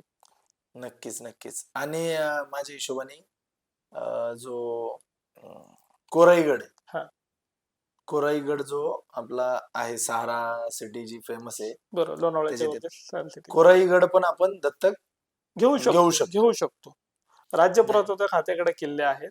नाही, त्यांच्याकडं म्हणजे हा, कोराईगडची माहिती मी का दिली की त्याच्या बाजूला आता भारतातला सगळ्यात मोठा स्काय वॉक होणार आहे. बरोबर बरोबर बरोबर. तर आपले तो जर का दत्तक, जर हा व्हिडिओ चांगल्या एखाद्या व्यक्तीपर्यंत पोहोचला आणि त्यांनी विचार केला की स्काय वॉक होणार आहे, तिथं जर का गड दत्तक घेतला बरोबर आपल्या आणि त्याचं संवर्धन झालं, तर ती खूप मोठी गोष्ट. 100% मावळचे लोकप्रिय आमदार सुनील शेळके यांच्या प्रयत्नाला यश आलेलं आहे आणि जो स्कायवॉकचा प्रोजेक्ट आहे 330 कोटीचा प्रोजेक्ट आहे. तो प्रोजेक्ट मी स्वतः पाहिला होता. आम्ही ज्यावेळी आमदारांशी भेटायला गेलो होतो त्यावेळी तो प्रोजेक्ट त्यांनी दाखवला होता. तो एक प्रोजेक्ट होता ना कार्ला लेणीच्या संदर्भातला तो एक रोपवेचा रोपवेचा प्रकल्प रोपवेचा होता. खूप छान प्रकल्प होता आणि त्यांच्या प्रयत्नाला यश येऊन मावळमध्ये काहीतरी मावळमध्ये म्हणण्यापेक्षा महाराष्ट्रातला एक वेगळा प्रयोग तिथं होत आहे आणि तो चांगल्या प्रकारे होईल. आणि तो जर झाला तर या ठिकाणी आपण जे म्हणतो की पर्यटनाला चालना चालना मिळण्याची मिळणार आहे. तर 100% होईल. नक्कीच, नक्की. आता तुंग विषयी तुम्ही एवढी माहिती दिली. तुंग किल्ला हा आपण, तुम्ही एवढं काम केलंय, तो संरक्षित म्हणजे केंद्राच्या अंडर घेऊ शकते का की भविष्यात अ, राज्य शासनाकडनं किंवा केंद्राकडनं हं. त्याला जे आपण हे म्हणतो निधी निधी निधीच्या स्वरूपात. निधी उपलब्ध होईल, असं काही करू शकते का? बरोबर आहे. आपण जे राज्याकडे किल्ले नाही, जे असंरक्षित मार्ग आहेत, ते संरक्षित करण्याच्या दृष्टिकोनातून प्रयत्न करू शकतो.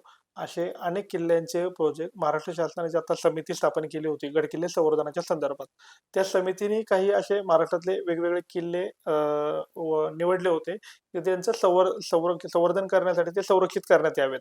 आणि त्या दृष्टिकोनातून अनेक किल्ले आता नवीन-नवीनरित्या संरक्षितरित्या केले जात आहेत. आणि ह्या संरक्षित म्हणजे करण्याच्या भविष्यात तो दृष्टिकोनातून आकडा वाढू शकतो. वाढू शकतो आणि जर हा वाढला तर तुम्ही जो मुद्दा उपस्थित केलात त्या अनुषंगाने त्या किल्ल्यावर निधी उपलब्ध होऊ शकतो. बरं. म्हणजे हा एक मुद्दा आहे की अनेक संवर्धन संस्थांना सांगू इच्छितो की तुम्ही ज्या गड किल्ल्यांवरती काम करताय तो किल्ला संरक्षित करण्याच्या दृष्टिकोनातून पावलं उचला. त्याची एक नियमावली आहे. त्या किल्ल्यावरती काय काय करावं लागणार आहे त्याची एक नियमावली तो एक पूर्ण फॉर्मच आहे. तो फॉर्म जर भरून तुम्ही पुरातत्व खात्याकडे सादर केला तर काही कालावधीनंतर तो संरक्षित करण्याच्या दृष्टिकोनातून पावलं उचलली जातात. आणि आमचा तुंगचाही त्या संदर्भात कामच झालेले आहेत. तो लवकरच संरक्षित करण्याच्या दृष्टिकोनातून आमचाही पाऊल पडलेला आहे. बर. आता म्हणजे आता आपण मावळ तालुक्यातले आहेत. आपण मावळ तालुक्यात असल्यामुळं लेण्या खूप साऱ्या आहेत आपल्या आजूबाजूला. तर म्हणजे एकविरेला गेलो तर एकविरेला पण आम्हाला माहिती आहे की कारला एखादी कारल्याची कारल्याची एक विहीर आहे. कारला लेणी जी आहे तिथे एखादी पायरी जर का तुटली आणि हं. ती जर का आपल्याला बसवायची हं. तर लेण्या पण याच्या अंडर येतात का? येतात. केंद्रीय पुरातत्व खात्याच्या अंतर्गत हा. येतात. मावळातल्या नाही म्हणा, महाराष्ट्रातल्या म्हणा, या सर्व लेण्या ह्या केंद्रीय पुरातत्व खात्याच्या अंतर्गत येतात. आणि त्यांच्या परवानग्या तुम्हाला त्यांच्याकडूनच, केंद्रीय पुरातत्व खात्याकडून, मुंबईला त्यांचं ऑफिस आहे. त्या मुंबईला ऑफिसमधून तुम्हाला काढून भेटतात. परंतु जसं राज्याकडे किल्ल्यांना परवानगी भेटते, तशी लेणी संवर्धनाकांना परवानगी भेटत नाहीये. हम्म. आजपर्यंत माझ्या तरी पाहण्यात अजून आलेलं नाही की लेणी संवर्धन करायला परवानगी भेटली. तुम्ही स्वच्छता मोहिमा घेऊ शकता, परंतु लेणी हा विषय खूप गहन आहे. जसं गडकिल्ल्यांच्या संवर्धनाच्या बाबतीत कामं होऊ शकतात, परंतु लेणी संवर्धनाबाबत कामं अजूनपर्यंत झालेली नाहीये. आणि होऊ शकतील का नाही, कारण त्याच्यामध्ये खूप बारकावे आहेत. कोरीव काम कारण वगैरे. ह्याच्या आपण जर ही जर लेणी पाहिली, ही इसवी सनाच्या 2ऱ्या शतकातली लेणी आहे. आणि त्याच्यामध्ये कारल्याची. कारल्याची लेणी, हा. बेडसे लेणी म्हणा, भाजी लेणी म्हणा. मावळामध्ये सांगायचं झालं म्हणजे महाराष्ट्रामध्ये 850च्या वरती लेण्या आहे. मावळामध्ये सांगायचं तर छोट्या मोठ्या पद्धतीत 47 लेण्या आहेत. अरे बापरे. म्हणजे माझ्या माहितीप्रमाणे तर आम्ही 4-5च सांगू 4-5च शकतोय. सांगता येतात. लोकांना माहित नाहीये त्या लेण्या. हा. मावळामध्ये 47 छोट्या मोठ्या लेण्या आहेत. आणि ह्या इसवी सनाच्या 2ऱ्या शतकापासून ते 6व्या शतकापर्यंतच्या पण लेण्या आपल्याकडे उपलब्ध आहेत. बर. पाहायला गेलं तर. आपल्याला फक्त माहित असतील कारला, बेडसे, भाजे, गोरवडेश्वर, हे 4 बस. लेण्या आपल्या केंद्रीय पुरातत्व खात्याकडे येतात. आणि त्या ठिकाणी स्टाफ आहे आता, म्हणजे संरक्षण दृष्टिकोनातून स्टाफ आहे. पण बाकीच्या लेण्यांचं काहीच नाही. बर. तर आता जसं आपण लेणी म्हणतोय हं. तसे पुरातत्व किंवा संवर्धन करण्यासारख्या ज्या गोष्टी आहेत, म्हणजे माझ्या माहितीप्रमाणे की आमच्या जवळपासच्याच एका गावात एक जुनी विहीर आहे. हं. म्हणजे जुनं तळ किंवा विहीर म्हणतो आपण. हा, त्या जुन्या विहिरी ह्या महाराजांच्या काळातले आहेत. बरोबर. पण त्यांची परिस्थिती खूप बेकार आहे. बरोबर आहे. तर त्याच्या संदर्भात आपण काही करू शकतोय का? 100% करू शकतो. जर आपल्याला याच्यासाठी फक्त इच्छाशक्तीची गरज आहे. आणि जर करायचं झालं तर करू शकतो आपण. त्या संदर्भात तुम्ही ज्या म्हणल्या विहिरी आहेत, काही विहिरी आहेत आणि काही बारव आहेत. जसं बारो बारव बारो बारव म्हणजे म्हणलं जातं. ज्या एखादे विहीर, आपण जसं म्हणतो विहिरीला एक गोल किनारा असते आणि ती विहीर केली जाते. बारव म्हणजे काय की एखादा पाणवठा असतोय ज्या ठिकाणी झरा आहे, त्याला एक बांधलेले असतात पूर्ण दगडांनी. त्या पूर्ण बांधली जाते ती बांधकाम केलेलं असतं. त्यामध्ये उतरण्यासाठी पायऱ्या देखील असतात. अशा पद्धतीच्या बांधकामाला ती बारव म्हणतात. त्यामध्ये नंदा पद्धतीच्या बारव आहेत, काही पुष्करणी आहेत, मोठ्या स्वरूपात आहेत. म्हणजे जर तुम्ही राजस्थानकडे गेला तर पुष्करणी मोठ्या स्वरूपात दिसतात. आपल्या मावळामध्ये सांगीस आहे, नेसव आहे, या ठिकाणी ते नंदा पद्धतीच्या बारव आहेत. आपल्या कामशेडमध्ये बारव आहेत. हे जो राजमार्ग आहे, म्हणजे जुना जो घाटमार्ग आहे, या घाटमार्गावरती अनेक पोढ्या दिसतात. म्हणजे तुम्ही जसा तो ह्याचा विषय घेतलात बारवांचा, तशा जुन्या काळीन पोढ्या आहेत. टाकवे गावामध्ये काही पोढ्या आहेत, त्या आहेत. आणि याचं संवर्धन होऊ शकतं. आम्ही स्वतः नेसावे गावामधली एक बारव होती जी पडली होती. एक भिंत पूर्ण पडली होती. त्यामध्ये गाववाले सांगायचे की आम्ही ह्याच्यातून पाणी भरायचो रात्रीचं. रात्रीचे झरे, म्हणजे जसं अख्खं गाव त्याच्यातून पाणी भरायचं. आणि आम्ही ज्यावेळी गेलो त्यावेळी ती पूर्णपणे पडलेली होती आणि त्यामध्ये लोकही भरत नव्हते. मग ज्यावेळी मुलांपुढे हा विषय आला, त्यावेळी सगळ्यांनी म्हणून तो ठरवलं की ती बारव संवर्धित करून दाखवू आपण. जर ती संवर्धित केली तर लोकांपर्यंत एक विषय जाईल की संवर्धन कशा प्रकारचं करायचंय. आणि ती बरोबर. चांगल्या प्रकारे संवर्धित झाली. आणि सांगायला चांगला आनंद वाटतो की आज त्या पाण्यावरती त्या परिसरातली शेती आज फुलली झाली. शेती व चांगल्या पद्धतीने चालू आहे, कारण त्याला कायमस्वरूपी झरा आहे. बरोबर. बरोबर. तर त्याच्या परवानग्या तुम्हाला स्थानिक प्रशासनाकडून घ्याव्या लागतात. जसं जिल्हाधिकारी असतील. आणि बारव संवर्धनाचा एक छोटासा मुद्दा आहे त्याच्यामध्ये की जसं आपण आता विहिरी संगोपन करण्यासाठी शासनाकडून निधी उपलब्ध होतो. पंचायत समिती असेल किंवा तहसीलदार असेल, यांच्याकडून निधी उपलब्ध होतो. त्या अनुसार त्यांना जरी अर्ज केला की हे अशा अशा प्रकारची बारव आहे, तिचे काही डॉक्युमेंटेशन असतात, ते डॉक्युमेंट जर तुम्ही उपलब्ध केले तर शासनाकडून त्यासाठी निधी उपलब्ध होतो संवर्धन पण होऊन संवर्धनाच्या जाणार. साठी. आणि बरोबर. बरोबर. शासनाच्या निधीमार्फत तुम्ही एखादी बारव संवर्धित करू शकता. म्हणजे जो बरोबर. तुम्हाला अडचण येते ना निधीच्या संदर्भात, ती तुमची दूर होऊ शकते आणि एखादी बारव पण तुम्ही चांगल्या पद्धतीने संवर्धित करू शकता. बरोबर. बरोबर. आता एक म्हणजे छोटासा आपल्या सर्व प्रत्येकाला पडणारा हा प्रश्न आहे की तुम्ही गडावर गेले आणि गडावर बाबा तुम्ही संवर्धन करताय आणि तुम्हाला खजिना भेटला किंवा नाही का सोन्याचे नाणे भेटले, अशा गोष्टी काही होतात का?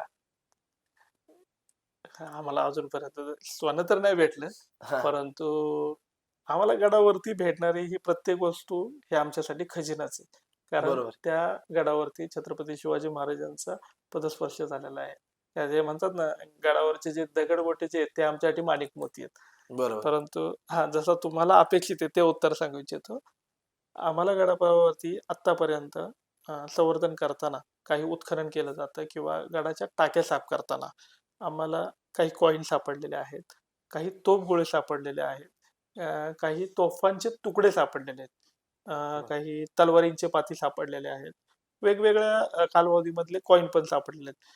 परंतु हे जे काही गोष्टी सापडल्या त्या मी सर्व पुरातत्व खात्याला द्याव्या लागतात. मी आता तुम्हाला तेच विचारणार होतो, की समजा तुम्ही तिथे काम करताय आणि तुम्हाला ते हा. सापडलं, हम्म. तर जरी ते सापडलं तर ते सरकारचं आहे. सरकारचं आहे.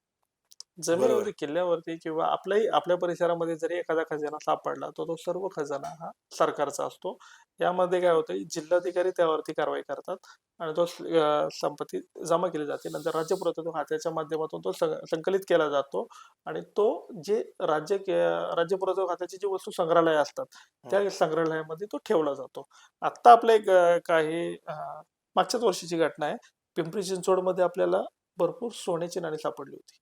उत्खनन करताना एका बिल्डिंगच्या खाली उत्खनन करताना सोन्याची नाणी सापडली आणि तीच सोन्याची नाणी मग नंतर त्यांच्यामध्ये वाटाघाटीवरनं काहीतरी वाद झाले, पोलिसांपर्यंत तो विषय गेला आणि ती नाणी मग जिल्हाधिकाऱ्यांच्या ताब्यात आली. मग जिल्हाधिकाऱ्यांनंतर राज्य पुरातत्व खात्याचे संचालक विलास वाणे यांच्याकडे ती आली आणि ती आता साताऱ्याच्या संग्रहालयामध्ये आहे. म्हणजे सांगण्याचा हेतू याचा की अशा प्रकारचा खजाना भेटतो. मावळ तालुक्यामध्ये अनेक लोकांना असे खजाने म्हणजे नगर जिल्ह्यामध्ये भरपूर गोष्टी आहेत. नगर जिल्ह्यामध्ये काय होतं, लोक सांगत नाहीत, परंतु इतिहासाच्या अभ्यासका ह्या लोकांपर्यंत ह्या गोष्टी पोहोचतात. आमच्यापर्यंतही मावळ तालुक्यातल्या अशा काही गोष्टी आलेल्या आहेत. एक व्यक्ती आहे, नाव सांगत नाही त्याचं, अशा व्यक्तीने माझ्याकडे कॉईन आणला होता, सुवर्ण कॉईन होता. हा कोणत्या कालखंडातला आहे, काय म्हणजे विचारण्याच्या दृष्टिकोनातून आले होते. त्यांना मी ती माहिती सांगितली की हा अशा स्वरूपातला आहे. म्हणलं नक्की किती कॉईन आहेत? नाही म्हणलं, मला एकच एकच होता, हा असा असा भेटला होता. पण मला लक्षात आलं होतं की याच्याकडे हे एक कॉईन नसणार आहे, हे जास्त कॉईन असणार आहे. कारण हे अशा स्वरूपाचं अनेक जणांना सापडतात आहे. अनेक जण तक्रारी करतात आहे की काही लोक किल्ल्यांवरती स्कॅनर घेऊन फिरतात आहे. म्हणजे आपला metal detector. Metal detector metal detector घेऊन फिरतानाच्या अनेक तक्रारी आलेल्या आहेत. म्हणजे पुरातत्व खात्याशी जेव्हा आम्ही बैठक असतात किंवा बोलतो आम्ही, त्यांच्याकडे काही लिखित स्वरूपात तक्रारी आल्या की काही लोक किल्ल्यांवरती फक्त खजाना ढूंढण्यासाठी जातात आहे. आता त्याला कारणीत मी म्हणतो तशी छत्रपती शिवाजी महाराजांनी ज्यावेळी तोरणाकडे घेतला त्याच्यावरचा समोरचा बुरुज पाहून महाराजांनी तो खंडे लावून त्याच्यावर 20 खंडे काहीतरी सोनं उपलब्ध झालं होतं. म्हणजे लोकांच्या डोक्यात तेच बसलेलं आहे की गडावरती खजाना आहे. आता आपल्या इथं जसं माहितीये की सुरत लुटल्यानंतर पूर्ण लोहगडला ते ठेवलं. लोहगडला ठेवला. हा, मग ते प्रत्येकाच्या डोक्यात एक हे असतं अजून की आहे. बाबा जर आपण नीट फिरलो तर आपल्याला काही गोष्टी काहीतरी भेटू शकतात. खजाना भेटू शकतो ह्या गोष्टीवर. बरोबर आहे. हाच कर्नाटक दौऱ्यामध्ये आलेला अनुभव होता. कर्नाटक दौऱ्यामध्ये अनेक वास्तू त्यातल्या लोकांनी तोडलेल्या आहेत. अक्षरशः मंदिराच्या वरच्या पिंडी असतील त्या पिंडी हलवलेल्या आहेत. त्याच्या खाली काय भेटतंय का? अख्ख्या वास्तूमध्ये खांत्या लावलेल्या आहेत. म्हणजे ही लोक कोण आहेत? ही आपल्यातलीच लोक आहेत ज्यांना कधीतरी काहीतरी भेटलेलं असतं. ही लोकांना वाटतं की अजून काहीतरी भेटेल, ह्या हिशोबाने यांनी गड पाडायला सुरुवात केलेली आहे. तर ह्या बरोबर. लोकांकडून सावध होणं गरजेचं आहे. लोकांनी सावध होणं गरजेचं आहे. अशा स्वरूपातला खजाना भेटत नाहीये, कारण इंग्रज आमदानीमध्ये पण त्यांनी खांद्या लावलेल्याच होत्या. त्यांनी लुटून नेलेलं आहे. आता तुमच्यासाठी काय ठेवलेलं आहे का तिथं? बरोबर त्यामुळे आहे. अशा स्वरूपात खजाना अजून तरी मोठ्या प्रमाणात असा भेटलेला नाहीये. छोट्या छोट्या प्रमाणात काही वेळा उत्खननामध्ये सापडतो. तो राज्य पुरातत्व खात्याकडे वर्गीकृत होतो. आता काही गडावर फिरायला आलेली लोक आहेत, हं. तर तुम्ही त्यांना काय सांगसाल की गड संवर्धन तर आपण करतोय, पण त्यांनी गड नीट राहायला पाहिजे म्हणून काही येणारी काळजी. काळजीच्या स्वरूपात म्हणजे हेच की तुम्ही ज्यावरती तुम्ही पर्यटक म्हणून जाताय, त्या किल्ल्यावरती कसल्याही प्रकारचा कचरा करू नका. ज्यावेळेस एखादा माणूस एखाद्या किल्ल्यावर जातो, एक बाटली टाकतो, तर मी एक बाटली टाकली तर काय फरक पडणार आहे? पण जर तुम्ही सिंहगड सारखा किल्ला पाहिला तर त्या किल्ल्यावरती दररोजच्या पर्यटकांची संख्या 10,000च्या वरती आहे. पण जर दररोजच्या एका दिवसात 10,000 बाटल्या गोळा होतात, तर मग हप्त्याभरामध्ये लाखभर बाटल्या तुमच्या किल्ल्यावर राहतील. पण तो बरं. किल्ला तसा राहणार आहे का? तर किल्ल्यावर गेल्यानंतर तुम्ही जो पाण्याच्या बाटल्या घेऊन जाताय त्या परत आणा. त्या किल्ल्यावरती कचरा करू नका. तो किल्ला जसा आपण आपल्या घरामध्ये स्वच्छता ठेवतो तसा तो स्वच्छता ठेवण्याचा प्रयत्न करा. त्या किल्ल्यावरती जे वन्य प्राणी आहेत, समजा काही माकडं असतात, काही इतर प्राणी असतात, त्यांना त्रास देऊ नका. काही लोक काय करतात, त्यांची खोडी काढतात किंवा त्यांना दगड मारतात. तर ती त्यांचं तो परिसर आहे तो त्यांचा आहे. आपण जसं आपल्या घरामध्ये कोणाला येऊन देत नाही, त्याप्रमाणे ते त्या ठिकाणी राहत असतात. त्या प्राण्यांना कसल्याही प्रकारचा त्रास देऊ नका. तुम्ही किल्ला पाहायला आलाय, किल्ला पहा, त्याच्या नोटिंग करा. तुम्हाला जर काही वाटलं की ह्याच्यामध्ये काही सुधारणा करू इच्छितात, ते तुम्ही त्या स्थानिक दुर्ग संवर्धन संस्था असतील, राज्य पुरवठा असतील, त्यांना सांगा किंवा तुमच्या नजरेत काही आक्षेपार्ह गोष्टी घडल्या, दिसल्या, तर त्याची पूर्वकल्पना स्थानिक पोलीस स्टेशनला किंवा पुरातत्व खात्याला द्यावा. जर बरं. दिलं तर ते बरं राहील, असं साधारणतः आपण सांगू शकतो. जागरूक राहणं गरजेचं. जागरूक राहणं गरजेचं आहे. बरोबर आहे. इतके वर्ष आता तुम्ही काम करताय लगभग गडावर.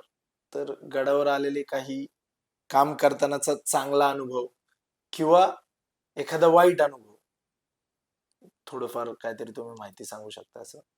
चांगला अनुभव सांगायचा किंवा वाईट अनुभव, आता भरपूर अनुभव येत राहतात. कार्य करत असताना येत राहतात. चांगला अनुभव म्हणायचं तर एक घटना सांगू इच्छितो रायगडाच्या संदर्भात आहे. रायगडावरती आम्ही म्हणजे रायगडचा जो आपला राज दरबार आहे त्याच्यामध्ये कॅमेरे बसवावेत.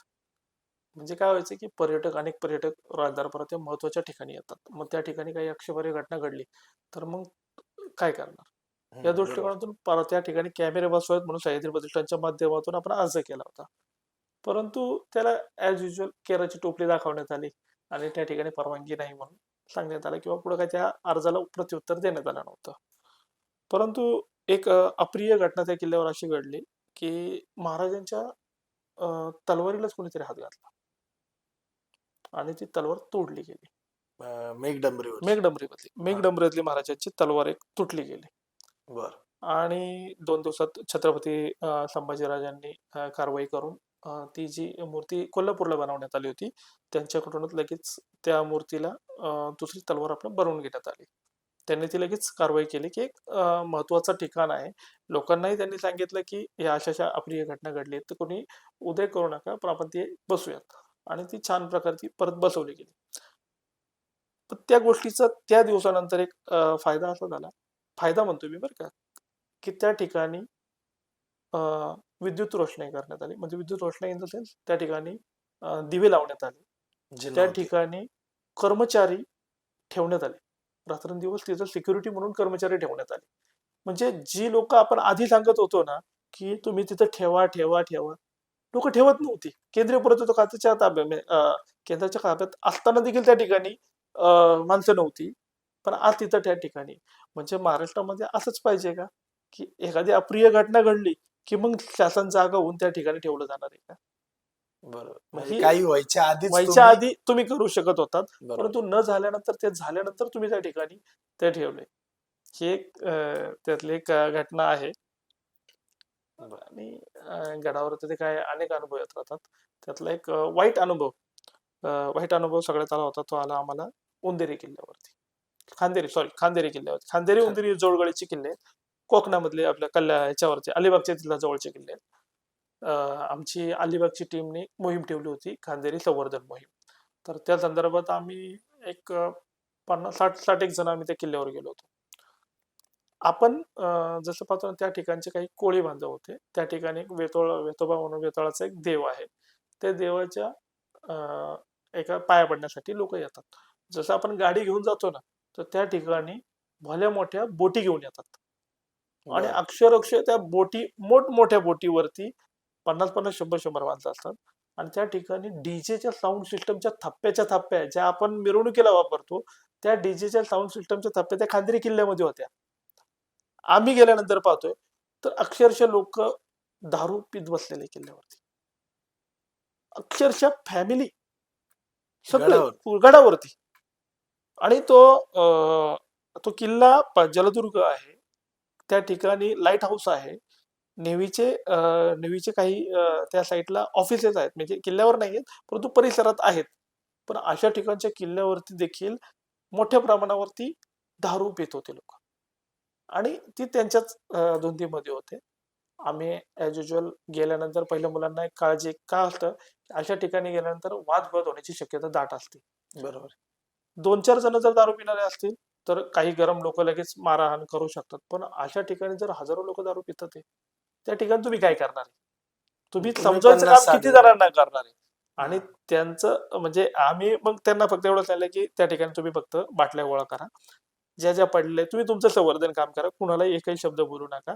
तुमचं काम तुम्ही करा. बघू आपण काय होतंय. तर त्या ठिकाणी आम्ही बाटल्या गोळा करतो.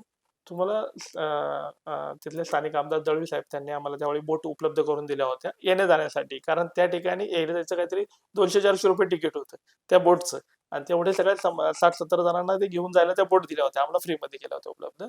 आणि 4 बोट भरून आम्ही फक्त दारूच्या बाटल्या बाहेर आणल्यात गडावर. गडावरच्या. आणि ते पूर्णपणे पण नाही.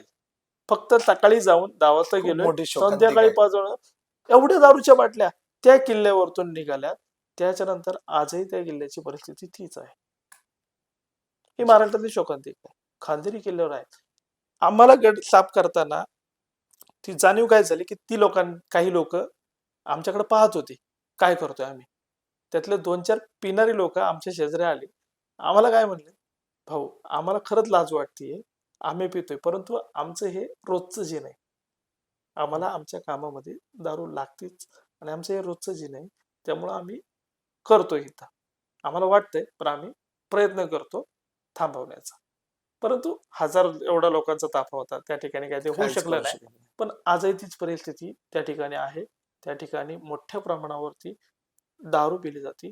अक्षरशः आमच्या समोरच काही जण वरती ते बदाम बिदाम काढताना त्या दगडाच्या भिंतीवरती बदाम बिदाम करतात ते, आणि आम्ही त्यांना बोलू शकत नव्हतो त्या ठिकाणी. बरोबर ना. तुम्ही इतर किल्ल्यांवरती आम्ही अशा ठिकाणी फटकावताना आम्ही पाहिले, आम्ही फटकावलीत, काहींना फटकवलीत. पण त्या ठिकाणची परिस्थितीच इतकी भयानक होती बरोबर. की आम्ही हातबल होतो त्या ठिकाणी. बरोबर. सामान्य दुर्गसेवकांचा तर विचार सोडून दिला होता आम्ही, की याला ह्या ठिकाणी असं काय करावं.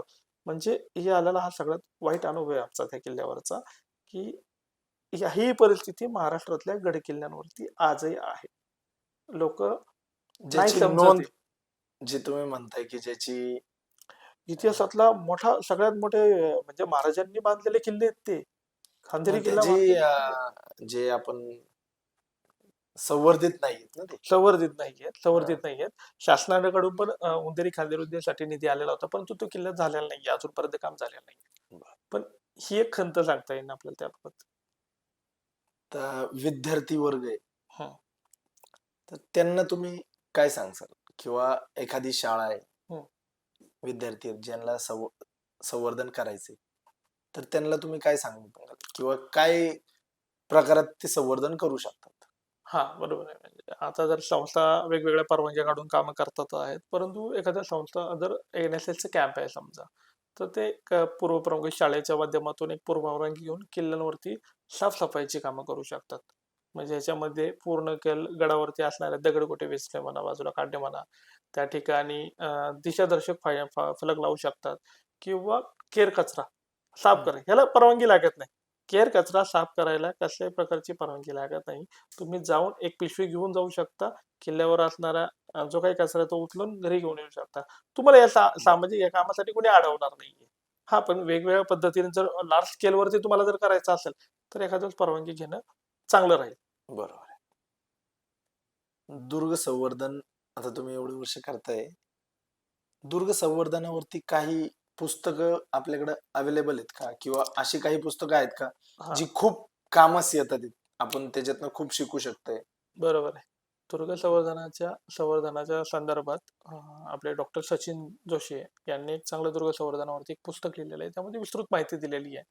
आणि त्याचबरोबर वेगवेगळ्या पुस्तकांचा अभ्यास करणं गरजेचं आहे. कारण वेगवेगळी पुस्तकं आहेत. शासनाची काही पुस्तकं आहेत गड संवर्धनाच्या वाटेवरती, म्हणजे त्यांनी कशा प्रकारचं संवर्धन कार्य केलेलं आहे ते त्यांनी त्या पुस्तकामध्ये सांगितलेलं आहे. आणि गडकिल्ल्यांचा अभ्यास करणारी कमी पुस्तकं आहेत.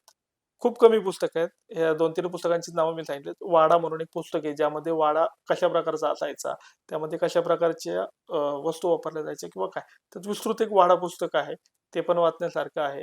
म्हणजे तुम्हाला जर अभ्यास करायचा झाला तर पूर्णच गडाचा एक कौटिल्याचं अर्थशास्त्र हे एक पुस्तक आहे, ज्याच्यामध्ये हे जुनं सर्वात पुस्तक आहे, ज्याच्यामध्ये गडाची रचना कशी असते, बांधकामं कशी असतात, काय असतात, याच्यावर विस्तृत माहिती लिहिलेली आहे.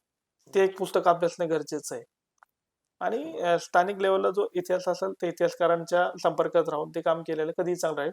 आणि जर काही अडचण आली तर पुरातत्व खात्याचे अधिकारी आहेत, त्यांना भेटलं तर ते चांगल्या प्रकारचं मार्गदर्शन करू शकतील. आता म्हणजे अं, आत्ता जे चालू काळामध्ये मराठी खूप सारे चांगले चित्रपट आले महाराजांच्या म्हणजे त्यांच्या विषयी काही माहिती घेणारे किंवा मावळ्यांविषयी काही माहिती घेणारे. बरोबर.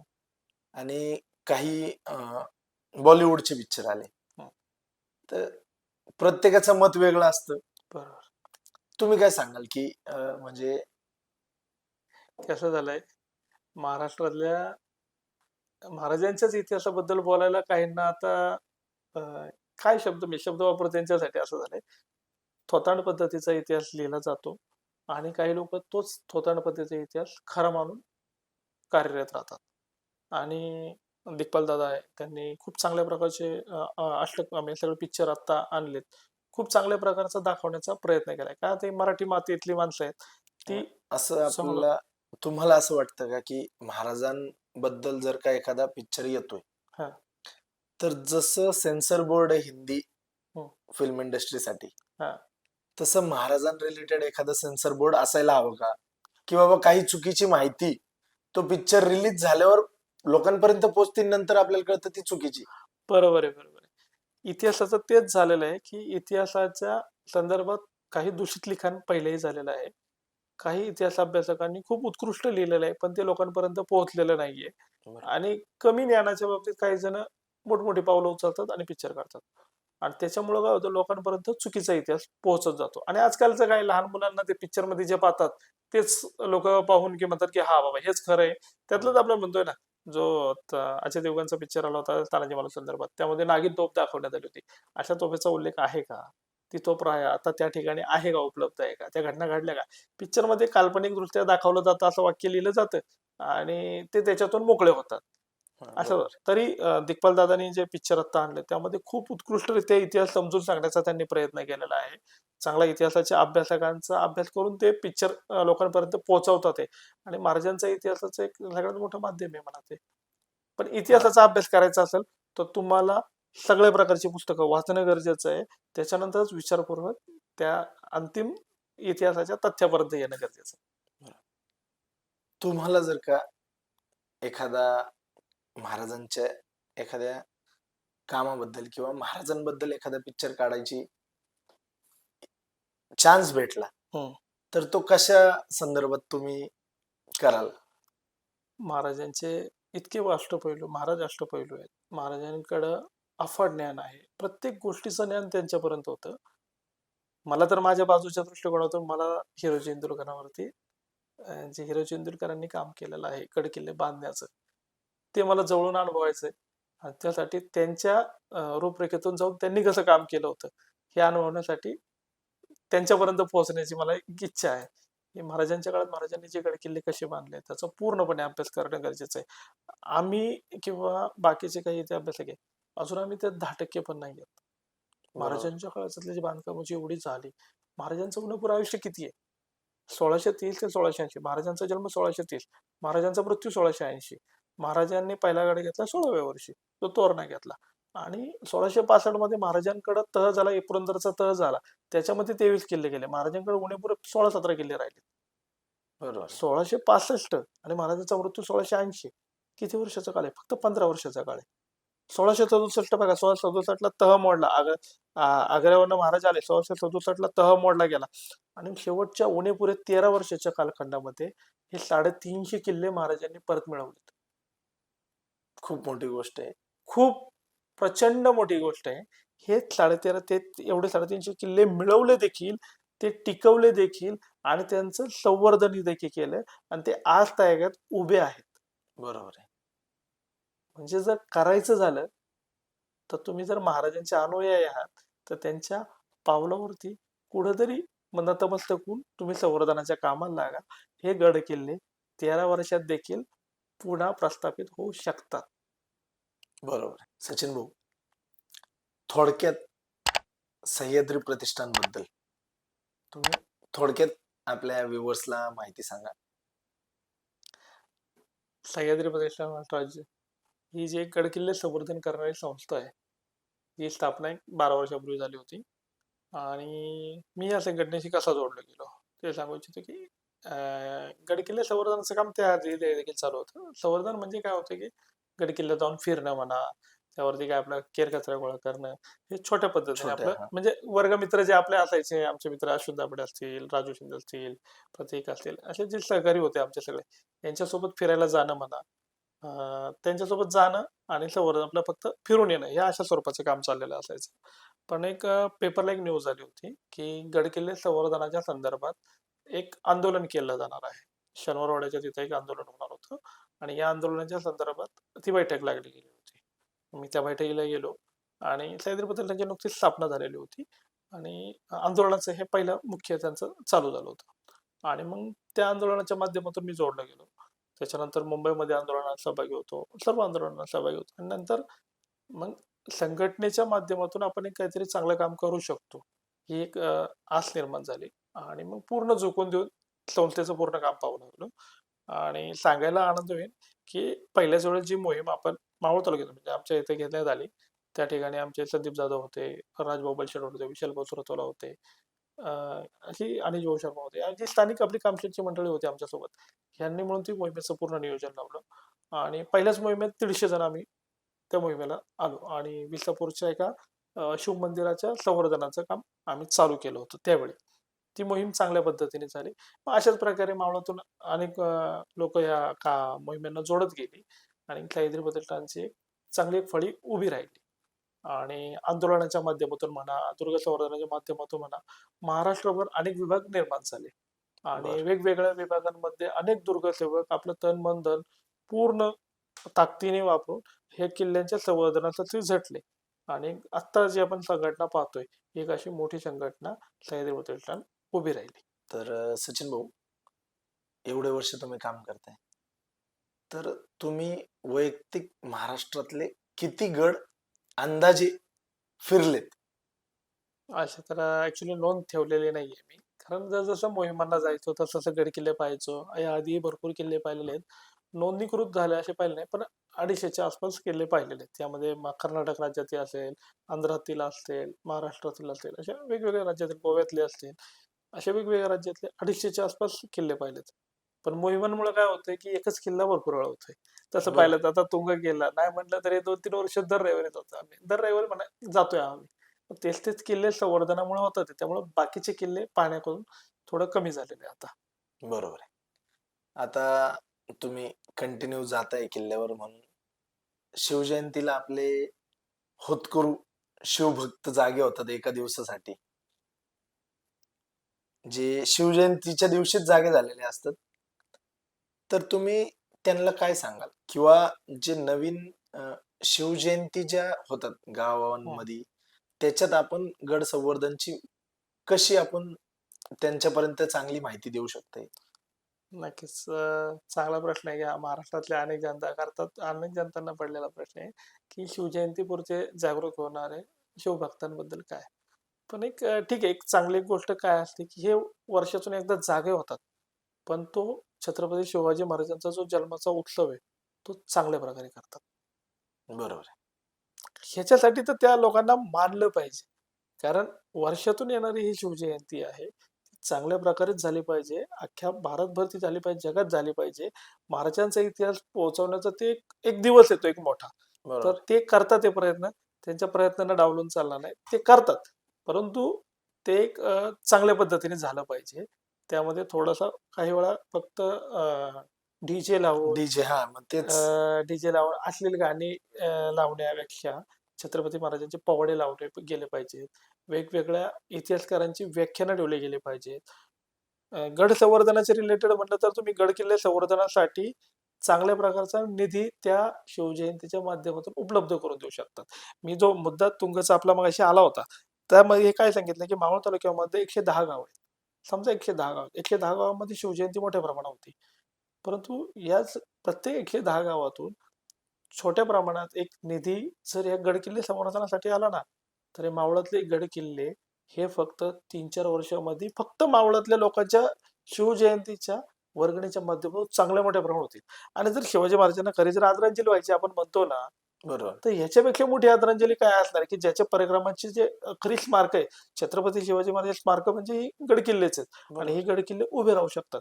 तर मुलांनी जो खर्च इतरत्र होतोय, अवाढव्य खर्च होतोय, तो प्रथमतः या गडकिल्ल्यांसाठी लावा आणि मग नंतर बाकीचे काही कामं करा. छत्रपती शिवाजी महाराजांची मोठ्या प्रमाणात झाली पाहिजे, यात येत नाही, विषयच नाही, तो झालाच पाहिजे. आणि ते करतात त्याबद्दल सगळ्या शिवभक्तांचं खरंच मनापासून आभार देखील मानलं पाहिजे. बरोबर आहे. आता काही म्हणजे दुर्ग संवर्धन तुम्ही करताय. तर दुर्ग संवर्धन काही काही लोकांचं कसं असतं, मला दुर्ग संवर्धनची आवड आहे. मला आता ही नवीन हे WhatsApp आणि Instagram मुळे नवीन कॉन्सेप्ट आली आहे लोकांच्या डोक्यात, की जे क्षेत्र तुम्हाला आवडते त्याच क्षेत्रात काम करा. हा बरोबर. हा तर तुम्ही पुढे जासाल. जिथं तुमची आवड आहे तिथंच तुम्ही काम करा. पण तुम्हाला गड संवर्धन आवडते हम्म, आणि तुम्ही त्या क्षेत्रात उतरताय, हम्म, तुम्ही आर्थिकरित्या तेवढे स्ट्रॉंग पाहिजे ना. बरोबर. तर गड संवर्धन रिलेटेड काही जॉब ऑपॉर्च्युनिटी आहेत का? आहेत ना. बेसिक पासून स्टार्ट करतो. गड किल्ल्याच्या पायथ्याशी एखादा जर मुलगा असेल जो शालेय जीवनात शालेय शिक्षण घेतोय, तो त्या किल्ल्यावर गडाची माहिती द्यायला गाईडचं काम करू शकतो. आणि याच्यातून बरोबर. चांगल्या अर्थाचे नाही, जर तुम्ही रायगड सारख्या किल्ल्यावर पाहिलं तर फक्त अर्धा एक तासामध्ये 200, 300 रुपये घेणारी मुलं आहेत. बरोबर. ते एक अर्थरांजी करू शकता. त्या ठिकाणी गडाच्या खाली तुम्ही तुमचा व्यवसाय, स्थानिक व्यवसाय कशाचा असो, तो साधा लिंबू पाणी देण्याचा असो किंवा एका हॉटेलायझेशनचा असो, तोही तुम्ही त्या ठिकाणी करू शकता. ते एक आहे माध्यम. करिअर घडवायचंय तर तुम्ही जर आर्किटेक्चरचे डिझायनिंगचा एक समजा कोर्स केला, आर्किटेक्चर केलं, डिप्लोमा केले किंवा काय केले, तर पुरातत्व खात्याच्या मार्फत जी कामं होतात त्यांच्या ड्रॉइंग काढण्याचं काम करू शकता. अधिकृतरित्या काही कोर्स येत आहेत त्यांचे, ते करू शकता. डेक्कन आर्कॉलॉजी डिपार्टमेंटमध्ये काही कोर्स आहेत किंवा एक साधारणतः इतिहासाचा अभ्यास करून जर तुम्ही मोडी लिपीचा जरी अभ्यास केला किंवा ब्राह्मी लिपीचा अभ्यास केला तर पुरातन डॉक्युमेंट कन्वर्ट करून कन्वर्ट देण्याचे करायची. करोड लोकांचे भरपूर पैसे घेतले जातात. आताच आहे बरोबर की आहे. जो आता मुद्दा चालू आहे, जो कुणबी दाखल्यासाठी लोक प्रयत्न करतात बरोबर आहे, बरोबर. तो फक्त एक दाखला कन्वर्ट करायचे 200-300 रुपये भेटू शकतात. म्हणजे मोठी लिपीचा अभ्यास करून तुम्ही ज्ञानार्जन करू शकता, पुस्तकं छापू शकता, जुने काही डॉक्युमेंट राज्य पुरवठा आपल्या ह्याचं पुन्हा पुराविलेखा संग्रहालयामध्ये हजारो डॉक्युमेंट आजही पडलेले आहेत, ज्यांचं कन्व्हर्जनच झालं नाहीये. महाराजांच्या काळातली काही पत्र आहेत, ती कन्व्हर्जन करून तुम्ही पुस्तक रूपामध्ये ते प्रकाशित करून चांगल्या प्रकारचं अर्थार्जन करू शकता. म्हणजे एक प्रकारे तुम्ही इतिहासाची सेवा करताय, तुमचंही कुटुंब चालवताय. जे सिव्हिलमध्ये आहेत, ते शासन मान्यताचे शासनाचं जर तुमच्याकडे सर्टिफिकेट असेल, तर तुम्ही किल्ल्यांचा जर पूर्ण तो अभ्यास केला असेल, तर तुम्हाला कॉन्ट्रॅक्टही भेटू शकतात बांधकामाचे. संवर्धनाचे. संवर्धनाचे डायरेक्टली कॉन्ट्रॅक्ट भेटतात. बरं. त्याचं त्यांची कॉन्ट्रॅक्टची किंमत करोडोच्या आसपास आहे. मग अशा पद्धतीने तुम्ही करू शकता आणि वेगवेगळे कोर्स आहेत. त्याच्यामध्ये विस्तृत माहिती तुम्हाला भेटून जाईल. आता ऐतिहासिक जे प्रदर्शन लावतात, हं, म्हणजे ते मोठमोठ्या सिटींमध्ये बघायला भेटतं. ग्रामीण बरोबर. भागात नाही बघायला भेटत. त्या संदर्भात तुम्ही काही माहिती देऊ शकता का? ऐतिहासिक सांगायचं झालं तर ऐतिहासिक प्रदर्शन खूप कमी आहेत. हम्म. तसं राज्य शासनाची संभाजीनगरला एक मोठं संग्रहालय आहे, पुण्यामध्ये आहे, राजा केळकर संग्रहालय आहे. ही खाजगी संग्रहालय झाली. पण अशी खूप कमी संग्रहालय आहे आपल्या भागात उपलब्ध आहेत महाराष्ट्रामध्ये तरी. साताऱ्याला एक शासकीय संग्रहालय आहे. आत्ता एक बाबासाहेब पुरंदरे, शिवशाहीर बाबासाहेब पुरंदरे यांचं एक मोठं संग्रहालय पुण्यामध्ये झालेलं आहे. त्या ठिकाणी शस्त्र आहेत. परंतु फिरती संग्रहालय आपण जी म्हणतोय, हम्म, हम्म. ती खूप कमी आहेत. म्हणजे आमचे डॉक्टर प्रमोद बोराडे सर यांनी गेले कित्येक वर्ष हे त्यांचं जे स्वतःचा संग्रह आहे इतिहासांचा म्हणजे शस्त्रास्त्रांचा, ते स्वतः घेऊन प्रदर्शनं लावून वेगवेगळ्या गावांमध्ये इतिहास पोहोचवण्याचा प्रयत्न करतात ते. परंतु काय असतं की ते शस्त्र जिथून आणलं जातं किंवा त्याची मोठी किंमत असते आणि एवढा मोठा संग्रह गोळा करणं यासाठी मोठी किंमत त्यांना मोजावी लागली असती. काही लोक देतात, चांगल्या प्रेमापोटी देतात, काही देतात, परंतु त्यांचा रखरखाव ठेवण्याचा खर्च देखील खूप मोठा आहे. बरोबर. आणि जर एखाद्या गावामध्ये ते प्रदर्शन लावायचं झालं तर त्याला जी किंमत द्यावी लागते, लोकांना ती किंमत जास्त वाटते. 20,000 रुपये, 30,000, अरे यांच्याकडे पडू नयेत मग ही लावत का नाही. अरे पण त्यांचा जो रखरखाव ठेवण्याचा खर्च आहे, मेंटेनन्स. मेंटेनन्स आहे, येणं जाणं आहे, इतर गोष्टी असतात, नवीन शस्त्रास्त्र त्यामध्ये सामील करायचे असतात, यासाठी तो पैसा लागतो. पण लोकांना त्याची किंमत कळत नाही. बरोबर. मग त्यामुळं ही प्रदर्शनं खूप कमी झालेली आहेत. महाराष्ट्रामध्ये खूप म्हणजे गिरीश जाधव सर यांना म्हणजे या शस्त्रास्त्रांमध्ये सर्वात मोठे माणूस ते वारले आता. त्यांचा एक मोठा संग्रह होता. ते खूप दिवस महाराष्ट्रभर पिंजून त्यांनी काढला होता. सगळीकडे पोहोचवलं होतं. डॉक्टर प्रमोद बोर्डे सरांनी आता सगळ्यात मोठ्या आपल्या मावळ तालुक्यामध्ये 2 संग्रहालय उभे केले. शिवशाही संग्रहालय या संदर्भात पलवण कॉलेजच्या तिथं एक आहे आणि लोणावळ्यात. लोणावळ्यामध्ये आणि लोहगड विसापूर किल्ल्याच्या परिघामध्ये एक संग्रहालय उभं केलेलं आहे. त्यामुळं अनेक किल्ल्यांवरती येणाऱ्यांना हा संग्रह पाहता येतोय. मुंबईमध्ये निलेश सकट एक आहे मित्र आमचे. ते देखील चांगल्या प्रकारचा संग्रह हा लोकांपर्यंत पोहोचवतात. पुण्यामध्ये चंदने सर म्हणून आहेत. ते देखील हा संग्रह असा करतात. अभिजित धोत्रे आहेत. ह्या लोकांच्या प्रयत्नाने आजपर्यंत तरी लोकांना शस्त्र काय आहेत आणि ते जवळ बघायला भेटत. बघायला भेटतात ते आणि हाताळायला भेटतात ते. बरोबर. परंतु ते एक लोकांना त्यांची किंमत अजून कळत नाहीये. त्यामुळे ते कमी प्रमाणात लागली जातात ते, असंच म्हणायला लागेल.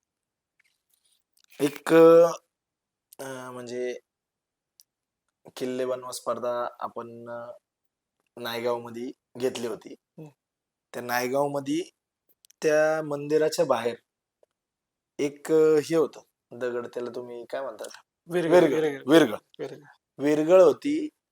म्हणजे हा विषय मला आवर्जून सांगावासा वाटतोय की ती विरगळ होती. ती त्या मंदिरात ती विरगळ म्हणजे जुने, म्हणजे तुम्ही त्याची थोडक्यात माहिती सांगा, पण ती इतके वर्ष उलटी ठेवलेली, त्याच्यावर सिंदूर लावलेला आहे. जी मागच्या वेळेस आपली तिथे चर्चा झाली, योगायोगाने आम्ही तिथे गेलो होतो, त्यावेळेस ह्यांच्यामुळं मला कळलं की बाबा हे विरगळ आहे, ह्याच्यावर असं असं हे असतं, सिंदूर नाही चढवलं गेलं. ती थोडीशी माहिती तुम्ही नीट नक्कीच दिली आपण त्या तर. कार्यक्रमाला एकत्र होतो त्यामुळे आपल्याला ती पाहण्यात आली. विरगळ म्हणजे एक अशी संकल्पना आहे की एखादा वीर एखाद्या गावाच्या रक्षणासाठी म्हणा, जनावरांच्या रक्षणासाठी म्हणा, म्हणजे ज्या रक्षणासाठी जर धारातीर्थी पडला असेल तर त्या ठिकाणी त्याची एक स्मृती स्वरूपात एक शिळा उभी केली जाते. ती कोरली जाते. त्यामध्ये त्याला कप्पे असतात. एक वरती सूर्यचंद्र कोरला जातो. सूर्यचंद्र असेपर्यंत या वीराची कीर्ती राहील म्हणून ती एक स्मारक स्वरूपात ती कोरली जाते. त्याच्या शेवटच्या थडग्यामध्ये तो वीर झोपलेला आहे म्हणजे मृत्यूशय्येवर तो मृत्यू झालेला आहे. परंतु तो मृत्यू होण्यामध्ये तो कसा मृत्यू झाला, असा 2 वरचे कप्पे असतात. त्यामध्ये काय दिलं जातं की याने युद्ध कसं खेळलं, कशासाठी खेळलं हे दाखवलं जातं. समजा त्यामध्ये काही प्राणी दाखवले असेल, वाघ दाखवला असेल, वाघाबरोबर लढताना तो महाधारातीर पडला आहे. काही गाया दाखवल्या असेल तर गायांच्या संरक्षणासाठी, म्हणजे पूर्वी काळामध्ये गाया लुटण्यासाठी लोक यायची. मग बरोबर. त्यांच्याबरोबर झालेल्या हाणामारीमध्ये जर ते मृत्यू झाला असेल तर ते दाखवलं जायचं म्हणजे गायांच्या संरक्षणासाठी. किंवा 2 वीरांबरोबर कसा लढलाय तो, तलवारीने लढला, भालेने लढला, ते हत्यारं त्याच्यात दाखवली जायची. एका बरोबर लढला, दोघांबरोबर लढला की इतर जणांशी लढलाय, ते त्या कप्प्यांमध्ये दाखवलं जातं. आणि आपल्या एक हिंदू धर्मामध्ये सांगितलं जातं की जर युद्धामध्ये जर एखादा वीर धारातीर्थी पडला तर त्याला स्वर्गप्राप्ती होती. तर त्याच्यामध्ये पहिल्या रकान्यामध्ये मृत्यूशय्येवर आहे. दुसऱ्या रकान्यामध्ये तो कसा लढलाय, कशासाठी लढलाय हे दाखवलं जातं. तिसऱ्या रकान्यामध्ये त्याला अप्सरा स्वर्गात घेऊन चाललेल्या आहेत. म्हणजे त्याला मोक्ष मिळालेला आहे. मोक्ष मिळालं ते दाखवलं जातं. आणि शेवटच्या तळ्याच्यामध्ये तो कैलासाला गेलेला आहे. म्हणजे आपण आपल्या इथे एक परंपरा म्हणली जाते की विष्णू पंथ, वैष्णव जन आणि शैव पंथ असे म्हणले जातात.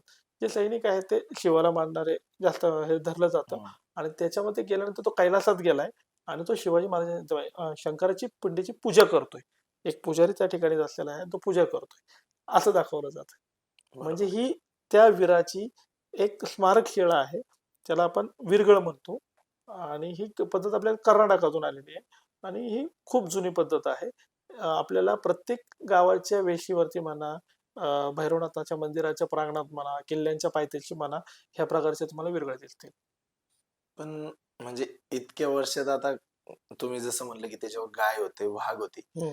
मग गाय आणि वाघ आहे, तर मग ही देवीचं हे, मग त्याच्यावर सिंदूर लावून ह्या संदर्भात आमचे मित्र अनिल दुधाणे सर यांनी एक वीरगळांच्या संदर्भात एक पुस्तक काढलेलं आहे. खूप अभ्यासात्मक त्यांनी त्याच्यामध्ये सगळं विवेचन केलेलं आहे त्या पुस्तकामध्ये आणि चांगल्या प्रकारची माहिती दिली आहे. कशा प्रकारची वीरगळचं वाचन कसं करावं, वीरगळ म्हणजे काय, त्याच्या संज्ञा पूर्ण पुस्तकात दिलेल्या आहेत. आणि तुम्ही जो विषय घेतला ना, तर तसंच व्हायचा, की काही कालावधीपुरती सिंहगडावरचा आपल्याकडे सिंहगडावरती एक हात होता. लोकं म्हणायचे, काही जण म्हणायचे, हा तानाजी मालुसरेचा हात कट झाला होता, तो हात आहे. तसं नसतंय, की एखादा वीर युद्धजन्य परिस्थितीमध्ये मृत्यू पावला, तर त्याच्या मागं स्त्रिया सती जायच्या. मग स्त्रिया सती गेल्यानंतर त्या स्त्रीचं हे एकदम म्हणजे एक आठवण स्वरूपामध्ये त्या ठिकाणी शिळा कोरली जायची. जो हात दाखवला जायचा, हातामध्ये बांगड्या असायच्या. फक्त बांगड्या आणि हातकट एवढा दाखवला जातो, म्हणजे ती सती शिळा आहे. आणि ह्या वीरांच्या पत्नी सती जायच्या, त्या भोवती त्या सतीशिळा पडलेल्या अशा दिसतात. अशाच सतीशिळा आणि वीरगळींचं संवर्धन तुंग किल्ल्याच्या पायथ्याशी आम्ही कशाप्रकारे करावं, एक मॉडेल स्वरूपात बनवून ठेवलेलं आहे आणि चांगल्या प्रकारे झालेलं आहे. ह्याच वीरगळीचं पण अनेक जण त्या पद्धतीने संवर्धन करत असतात. बरं. तर लगभग एक शेवटचा प्रश्न मला तुम्हाला विचारायचा आहे, की एक दुर्ग संवर्धक म्हणून तुमची शासनाकडनं काय अपेक्षा आहे? बरोबर. शासनाकडून आम्हाला ह्याच अपेक्षा आहेत, की गड संवर्धनाच्या अनेक समित्या स्थापन होतात. वेगवेगळ्या कारवाईमध्ये ते खूप कागदपत्री कार्यवाहीमध्ये खूप वेळ जातोय. तो वेळ कुठेतरी कमी झाला पाहिजे. कारण शासन येतंय, नवीन-नवीन सरकार येतात, नवीन-नवीन योजना येतात, पण त्याची अंमलबजावणी फास्ट ट्रॅकवरती होत नाहीये. तर यासाठी एक वेगळं प्राधिकरण नेमावं पूर्ण महाराष्ट्र राज्यावरती.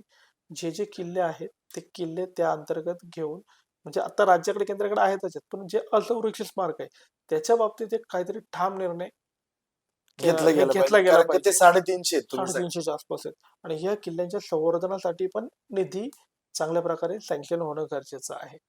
बरोबर. येत्या काही दिवसातच तुम्हाला तुंग किल्ल्याच्या आणि मावळातील तुकाराम किल्ल्याच्या संदर्भात न्यूज येईलच, की एक किती चांगल्या प्रकारचा निर्णय शासनाने घेऊन आमच्या सर्व दुर्गसेवकांच्या मेहनतीवरती एक त्यांनी पाठीवरती थाप देण्याचं काम केलेलं आहे. तो बरं. लवकरच लवकरच नजरेस येईलच ते काम. बरं.